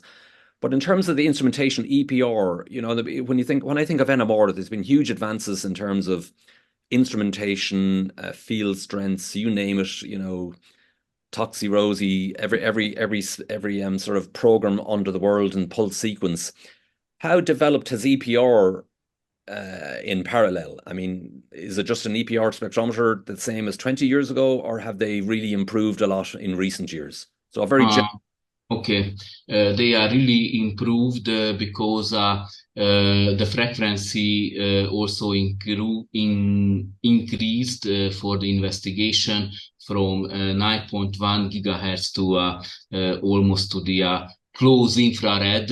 We have machines, and also these time resolving techniques also improved, and the distance measurement is possible by the EPR spectrometers. Now, if you have a two radical center in a molecule, and you can follow the conformation changes of the whole protein backbone by EPR. This is what really NMR cannot do. So this is what the main sort of advances, improvement of the EPR, and probably it will not again stop. There are many possibilities, and I also need to say that the simplest EPR machines, I am not a representative, no broker or whatever, I became cheaper and cheaper, the simplest one. The more advanced one, which are also using helium, liquid helium for the temperature, are rather expensive still. Okay. Thanks, Tomasz. So perhaps in the interest of time, the program has moved on a little bit with various computer problems. We might move on to the next talk. Thanks again, Tomasz, and again over to you, Tibor. Sorry. Okay, meanwhile, I received the lecture of our last speaker, who is going to be Tibor Sós, Institute of Organic Chemistry, Hundren Research Center for Natural Sciences. And he's going to talk about unbearable lightness of synthetic developments, from organocatalyst developments to natural product synthesis. So I welcome everybody on the board. My name is Tibor Sós, and I'm working in the Hundren Institute in organocatalytic research group. First of all, I would like to thank the EuChemS for this opportunity to present on behalf of organic chemistry community in Hungary. Today, I would like to present some examples of organocatalytic research topic in my group, but perhaps the most important message I want to share with you is that organocatalytic approach is not just a necessity or a curiosity, but also can be a game changer in synthetic platform. Next slide, please. I'm sure that many of you have recognized that I bore with the title from the book of Kunder's famous book, The Unbearable Lightness of Being. I did it because the major concept of that book fits the story that I want to share with you. In this book, Kunder explores the opposing philosophical concept of lightness and heaviness in life. Of course, this is not a new problem. Parmenides first posed it in the 6th century BC. Parmenides responded that lightness is positive, heaviness is negative. Then came to Stoics, who valued heaviness. So the lightness-heaviness opposition remains the most ambiguous of all. But coming down from this philosophical height to earth, what can we say about the lightness versus heaviness opposition in synthetic organic chemistry? The many examples of serendipities, the painful frustration during the trial and error approaches, and the burden of many failed reactions indicates that the overwhelming presence of heaviness in synthetic organic chemistry. But this unavoidable heaviness is the cost of lightness, which can be manifested in the development of concise and elegant synthetic rules or discovery of useful, often game-changer catalytic methods. So in my presentation today, I will show you some examples from my laboratory that seems to reflect the lightness of synthetic methods, but in reality, these results were preceded by serendipities and by extensive experimentations. Next slide, please. So first I will present some concise and divergent total synthesis based on organocatalytic method. The key step in this divergent approach is the organocatalytic creation of an advanced building block but with quaternary stereocenter. Then I will present the promising organocatalytic solution for a yet unsolved and still challenging chemical transformation, namely the partial reduction of ester to aldehydes. Next slide, please. So let's get started. Our story started with this organocatalyst. After several failed attempts, we finally developed this type of catalyst shown here. What is particularly interesting is that not only we, but others in parallel have achieved similar results. They have recognized the superior efficiency of this type of catalyst. Thus, in the same year, 4 independent papers were published by Chen, Conon, Dixon, and my groups. Then, having explored how this catalyst and related squaramides version might work and how they can be applied in various methodologies, we shifted the focus to exploring them in a challenging area, namely in total synthesis. Next slide, please. So we targeted a highly important class of alkaloids, the aspidosmer alkaloids. Why? Because these natural products are still very important due to their medical potential, so they are relevant starting point for drug developments. Additionally, their stereochemical complexity presents an interesting synthetic challenge, and their polycyclic cage-like structures provide a unique opportunity for advancing different synthetic strategies. As a result, this class of compounds has often served as a benchmark target for development of synthetic methods and strategies. Notably, there is a distinct aspidosperm alkaloid, minovincin, that possesses a C20 oxygenation that is not common within this class of alkaloids. With this subtle but remarkable structural modification, nature has evolved a biogenetic springboard strategy toward more complex compound, just like aspidofractinin or copsin, what I highlighted in this slide.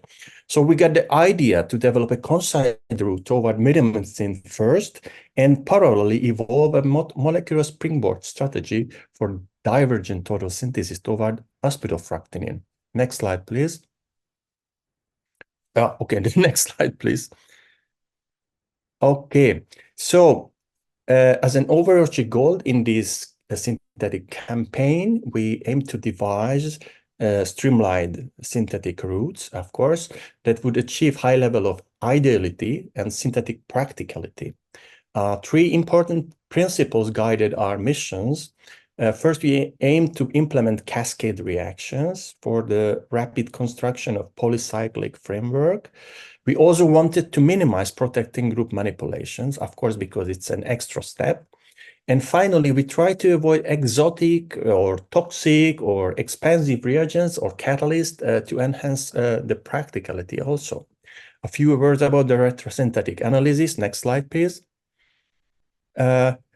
We envisioned this tricyclic compound, which is actually a modified Stork's tricyclic ketone, what you can see over here, to serve as an advanced intermediate en route to minovincin and aspidofractinin. We expected to construct the desired tricyclic ketone in a concise way to also provide opportunities for a scalable synthesis. This is very important because we wanted to have those compounds in gram scale if it's possible.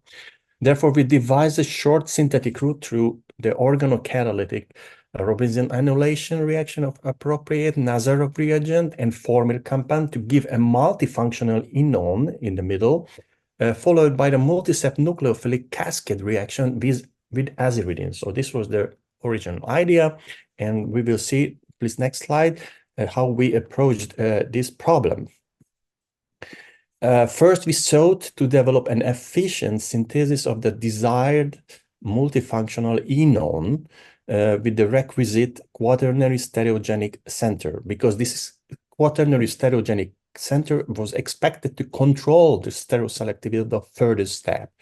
So we attempted to connect the easily available Nazarov reagent and this omega chlorofluoromyl compound using our previously developed actinin squaramide organocatalyst. Gratifyingly, this Michael addition, all the condensation organocascade reaction did afford the envisioned multifunctional enone as the sole product with good yield and high enantioselectivity.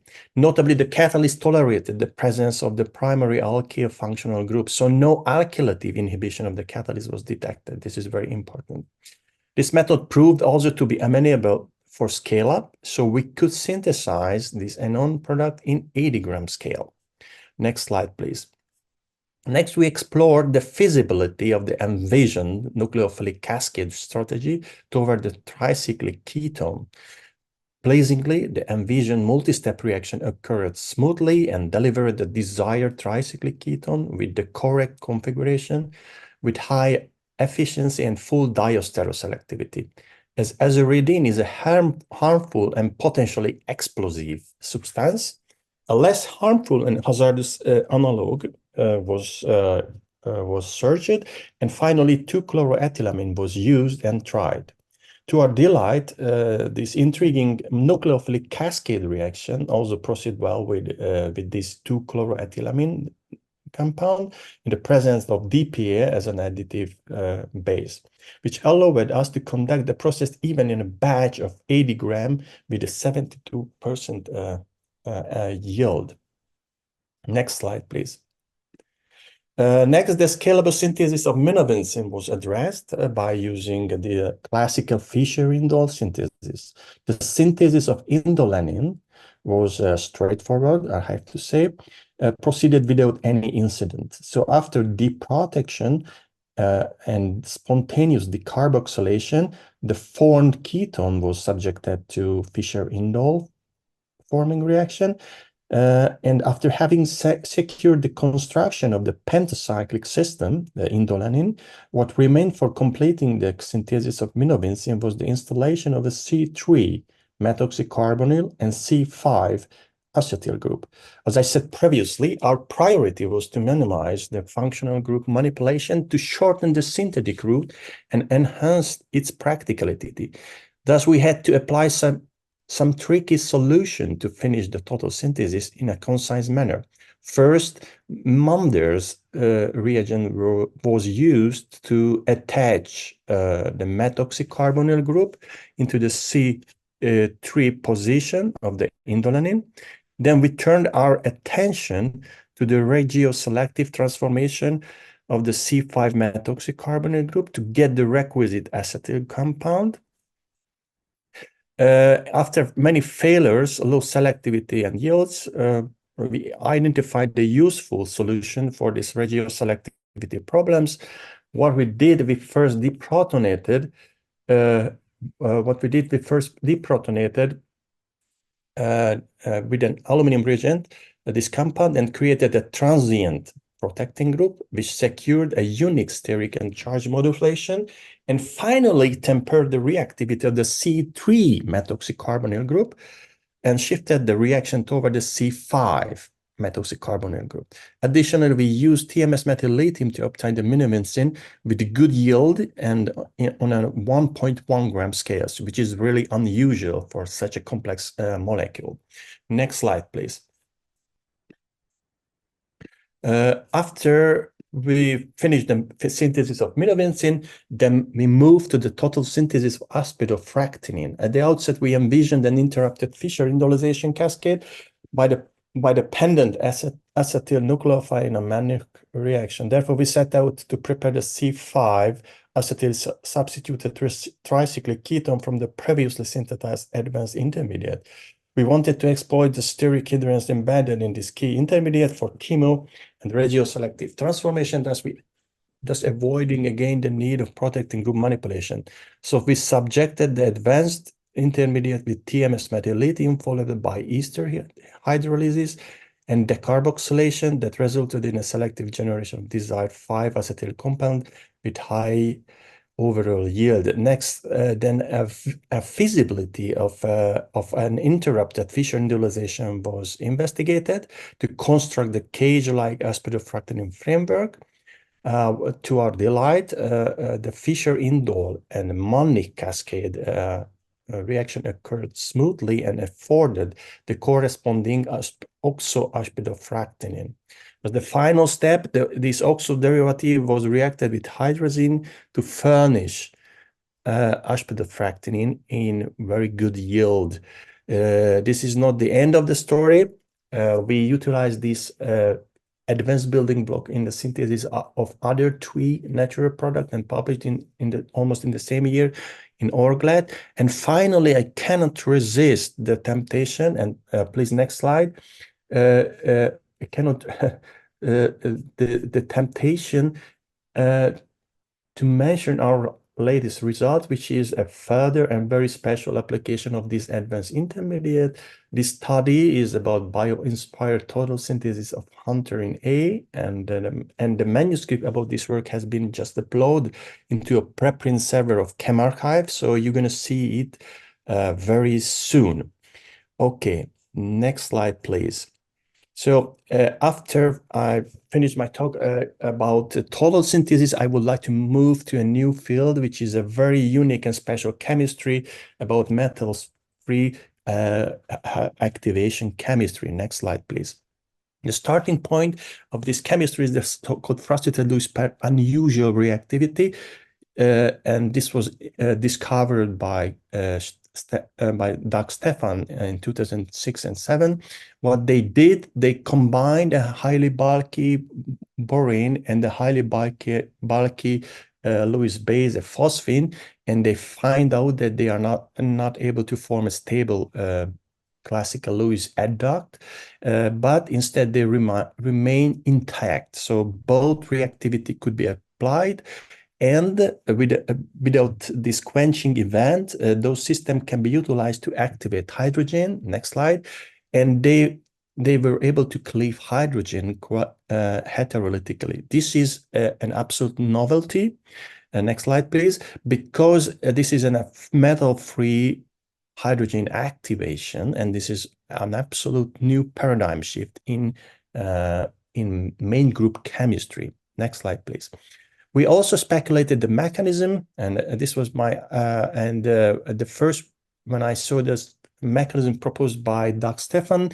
It seems to be a classical organometallic approach, but I had a different idea because I considered this system as a bifunctional system, and the reason why I considered this system is very simple, because there is a fundamental law which has no equation, and this is that nature abhors gradient. Nature hates huge thermal or pressure gradient, and it seems nature might hate large chemical gradient. So next slide, please. I expected the formation of a radical pair which is held together by Coulombic system. So my idea was the following, that this system should be a bifunctional system, and probably a single electron transfer can secure this unique system. Next slide, please. After calculation of this system, it turned out quite soon that there is no need to transfer one electron from the phosphine to the boron, because a lot of secondary interaction could hold together this complex. As Imre Papai computed in our department, this system is very flexible and can easily cleave hydrogen, and in this way it's emulate a transition metal. It is also important to note that this is a ground state destabilization approach, definitely using frustrated Lewis pairs, because if we compare a normal Lewis pair with the frustrated Lewis pair, we can see or recognize immediately that we don't have to invest about 15 kcal per mole to do this activation. So the transition state is much closer, and even the reaction is more exothermic. Next slide, please. After this fundamental and very important reaction was recognized and discovered, a lot of people started to to search the reactivity of, or explore the reactivity of this system. And it's turned out this is a really highly active system, and practically it's reacted with every molecule. So even it's added to olefins or added to acetylene. And unfortunately, even a very small organic base could inhibit the catalyst. So it was a sign that it has a very limited applicability. The very important advances in this field was the first catalytic application by Stefan, which indicated the really useful potential of this system. Next slide, please. But we had an idea that we wanted to transform this exotic chemistry to a more practical one, which can be utilized in normal synthetic organic lab. So the goal was clear. We wanted to tame the reactivity and improve the functional group tolerance of these frustrated loose pair system. So the idea was quite simple. We introduced it as a size exclusion concept. We wanted to increase the steric hindrance around the boron. Next slide, please. Because we wanted to shield the boron further. The idea is quite simple. We wanted to activate only hydrogen, and we want to get rid of the other reactivities. And as hydrogen is the smallest possible, this approach seems reasonable in this case. Next slide, please.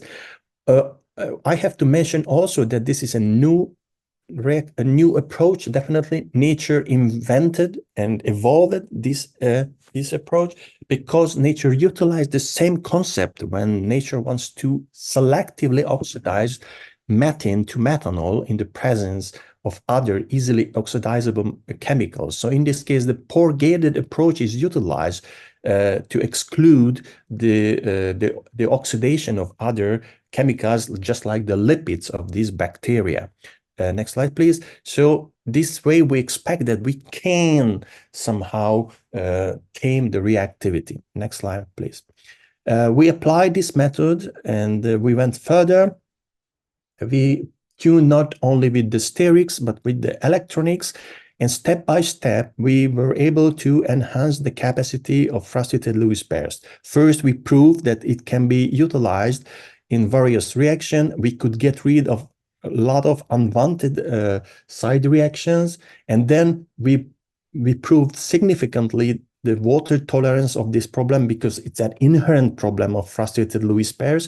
So we were able to develop the first water tolerance system, which can be utilized in the presence of waters.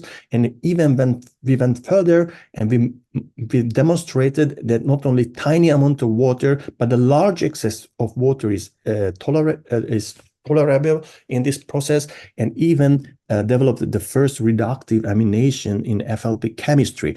So in this case, what I highlighted, we wanted to modify the borane, and instead of using the previously developed trispentaphenylborane, which is a hard type Lewis acid, we somehow transformed these boranes to a kind of pseudo soft Lewis acid, which tolerated a relatively high amount of water. But we wanted to find other application as well. Next slide, please. And this application is to have an access to aldehydes. Why aldehydes? Aldehydes is a very important and very useful compound. First of all, it is broadly utilized in the synthesis of many compounds, especially in the industry or pharmaceutical industry. So it's a useful starting material, but also it's a useful end product because it's often used as a fragrance. It's one of the most known is these aldehydes, which is the major component of the Coco Chanel number 5, but also used as a lirol, which is a lily of the valleys of often used scent nowadays. And last but not least, I have to mention there is an emerging field right now, which is about the usage of fatty aldehydes, which is a useful pheromones.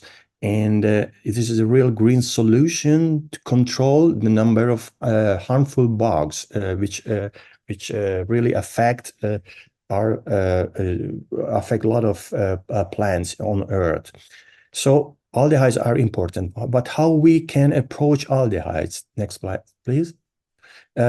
Typically, next slide, please. We can have from aldehydes from alcohol and from ester or ester derivatives. From alcohols, there are a lot of advanced methodology, including the Smartin reaction and even TEMPO, which is run on multi-ton scale in industry, which is a really reliable and robust method. On the other hand, if we want to get aldehyde from ester, it's more problematic. Diol H is often utilized, but this is a very nasty reagent because it's a pyrophoric chemicals and very dangerous chemicals, and also non-really selective chemicals because the over-reduction is a major problem in this application. And additionally, in this case, we have to use cryogenic condition, which is very costly nowadays. There is additional reducing agent with limited capacity in this case, so there is no general solution. And I have to admit that the venerable method, the Rosamond reduction, is also not an appropriate solution, because in this case we have to create first a highly corrosive acyl chloride. So the solution for this problem is typical for the industry. Next slide, please. That they reduce the esters to alcohol and then they oxidize back to aldehyde. So it is clear this is not really an atom or not only atom, but also a redox economic approach, definitely. So the question is it possible to access aldehyde from ester? Next slide, please. So with using FLP chemistry. Next slide, please. At the outset there, we found a very fundamental work. This is a pioneering work or discovery of Pierce, which is about happened 20 years ago. Pierce found that using this 3-pentafluorophenylborane and silane, they could partially reduce the ester. This was a very fundamental recognition. Next slide, please. But the problem was that this reaction was not absolutely clean, so the over-reduction was really high, I have to say, because a lot of over-reduced product was detected, as even the reduction went up until the formation of toluene. Next slide, please. It is also important that they put a lot of effort to minimize this side reaction, as you can read over here. They changed temperature, solvent, addition of the silane, and even the modified the silane they employed. But it was very correct from them that they claimed that they were not able to improve the selectivity further. So this is the maximum what they can get. Next slide, please. As we had an experience in the development of boranes, we got the idea that probably we have to change the borane. And then we created a wish list and the want list, what we wanted to achieve. First of all, we wanted to have a high selectivity, a near perfect yield. So we expected something to have a reaction with a 99 plus yield. We expected high turnover number and turnover frequencies. In this case, I have to admit that this was a really high expectation, because most of the frustrated Lewis pairs is used in 5 to 10 more % catalyst load, which is not the case. Very difficult, very different from this expectation. Of course, we wanted to have an easily accessible, cheap catalyst. We wanted to have a moisture-tolerant catalyst, if it's possible. We wanted to employ inexpensive silane and, for example, not triphenyl silane, which is rather expensive. We wanted to have a broad substrate scope. Of course, we wanted to run the reaction at ambient temperature. And also, we wanted to have a solvent-free option to remove or solvent as much as possible to make the process even more cheaper and more simpler. And finally, wanted to have a robust and scalable process for this transformation. Of course, this is an unrealistic application, definitely. But I have to admit we were very lucky. Next slide, please. Because when we developed these catalyst in the middle, this non-symmetrical heteroleptic borane, we were absolutely surprised the performance of this catalyst, because using relatively low load of catalyst, which could be even reduced further with one order of magnitude, we could have the targeted partial reduced product. And after hydrolysis, we get an absolutely pure aldehyde without any problem. Next slide, please. I have to draw to your attention that this is a unique borane, which has a single site but multiple Lewis acidity. It can form two types of borohydride with different reducing potential. And this might be very important in this case. I have to say also that these type of catalysts were patented, and a spin-off company or a project company was started called EuChemS. Next slide, please. Having in hand this nice catalyst, we jump into the substrate scope screen. It's turned out that this catalyst tolerate a lot of functionalities and can be utilized in broad transformation. It's tolerated a lot. When we change the ester moiety, it's tolerated different alkoxy groups. The only exception was the tertiary-butyl groups because it was removed. So therefore a deprotection occurred. In this case, two equivalent of borane were used to get the desired aldehyde product. It tolerated a lot of halogen group, alkoxy group, and so on. And also it's tolerated the presence of alkene group and did not affect the stereochemistry of the alkene group. And additionally, not only ester, but lactone, small or large ring size lactones were easily reduced with high efficiency and selectivity. Next slide, please. Not only these compounds, but other more complex systems were reduced. So first, different heterocyclic system, even lipoic acid derivative could be reduced without any side reaction. Even a glycerid compound directly could be utilized, and using even tung oil, we could get the triply reduced product. The method tolerated also the acetylenic group and amine protected, and those amines which were protected appropriately. So this method can be applied in the range of amines if appropriate protecting group are utilized.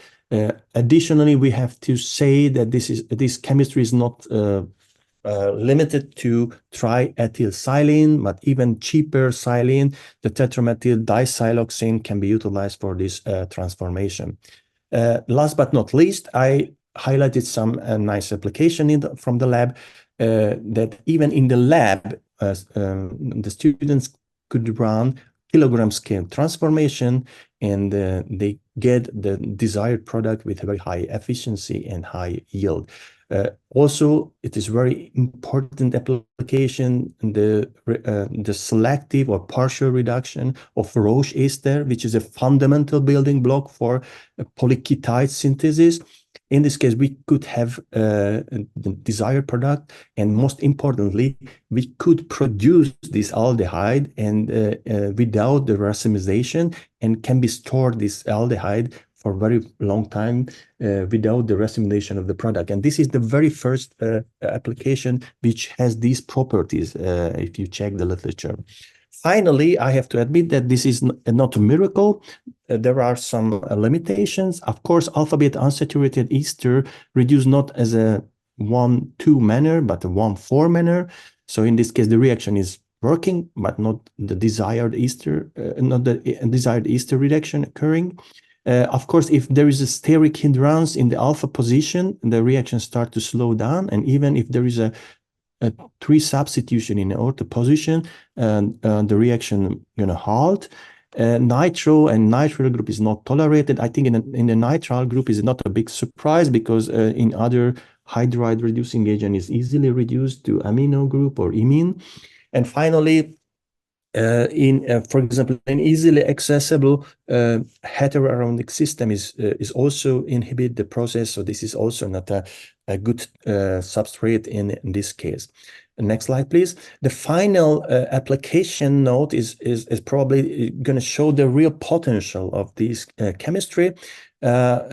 This chemistry has a huge potential in pheromone synthesis, because in this case, the major aim to get those compounds as cheap as possible. And in this case, the purification of the chemicals is not an option. So, and the additional problem that if the over reduction of the process is high, just like in the case of diol H, the real problem that the product, which contains a lot of alcohol, is going to kill the activity of the desired activity of the pheromone, because it has an opposite biological effect. So a clean reduction without any purification would be a game changer, definitely. And this is the case, actually. And our methodology was utilized in the synthesis of the pheromones of rice stem borer. And the product was synthesized by Provivi, a spin-off company from Stanford. And they teamed up with Syngenta, and they introduced their product in Indonesia, I think, in the last year. And here is I showed you that the half-ton scale reaction of this process, what you can see, and the ton scale pilot production are currently underway.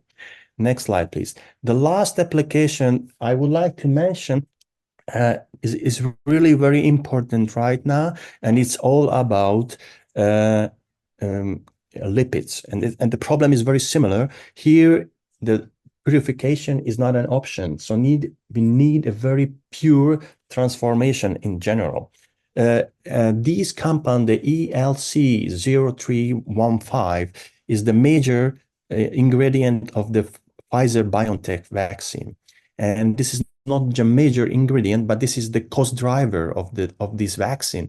And during the development of these vaccines, they faced a huge scalability problem, because the synthesis of these critical component is very problematic because of purification problems. And this became the bottleneck, became really the bottleneck of vaccine production.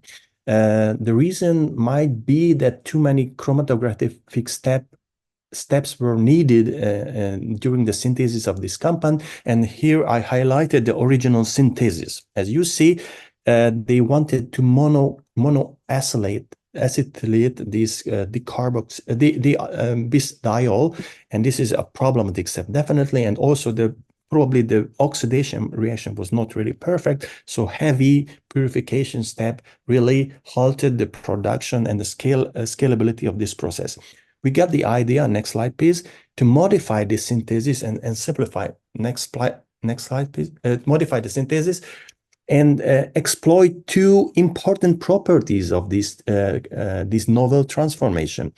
Of course, we wanted to have the aldehyde, the critical aldehyde, as a selective reduction of the ester, or partial reduction of ester with high selectivity. Also, we wanted to explore the other unique properties of this catalyst, that it can differentiate two different ester moiety, and this is really the case. So what we did, we simply synthesized these diester compound in a scalable manner without any, so there was no big deal to do this chemistry, and then reduced the compound selectively. So not only selective reduction to ester happened, but there was a big regioselectivity of this transformation. And without any purification, we got the required or critical aldehyde of these ionizable aminolipids in large scale, even if 50-gram scale can be done in the lab without any problem. And finally, we modified this aldehyde and got the modify the synthesis with this of this step, the very last step, and get in a 6 gram scale this critical component of the Pfizer Moderna vaccine. So this application testified the importance and power of this chemistry, and I'm sure that this will be utilized in other lipid synthesis. So next slide, please.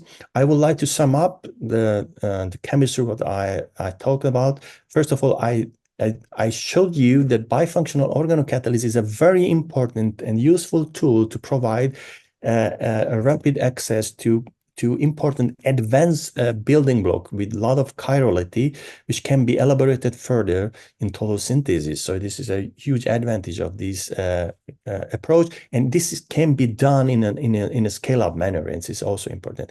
Finally, I showed you that FLB catalysis can be utilized in ester to aldehyde reduction with high selectivity. Okay, and and applied for pheromone synthesis. And finally, okay, last but not least, I have to thank for those people who did this wonderful job in my group. The first group of people is about total synthesis. The second group of people did the FLP chemistry development. So I thank for them for their hard work, and I would like to thank you for your kind attention. And if you have any question, I'm happy to answer. Thank you very much. Tibor, great finish to a great day highlighting organic chemistry in Hungary. Well done. That's some really interesting work. So again, that's open for questions from panelists and or the attendees through the Q&A.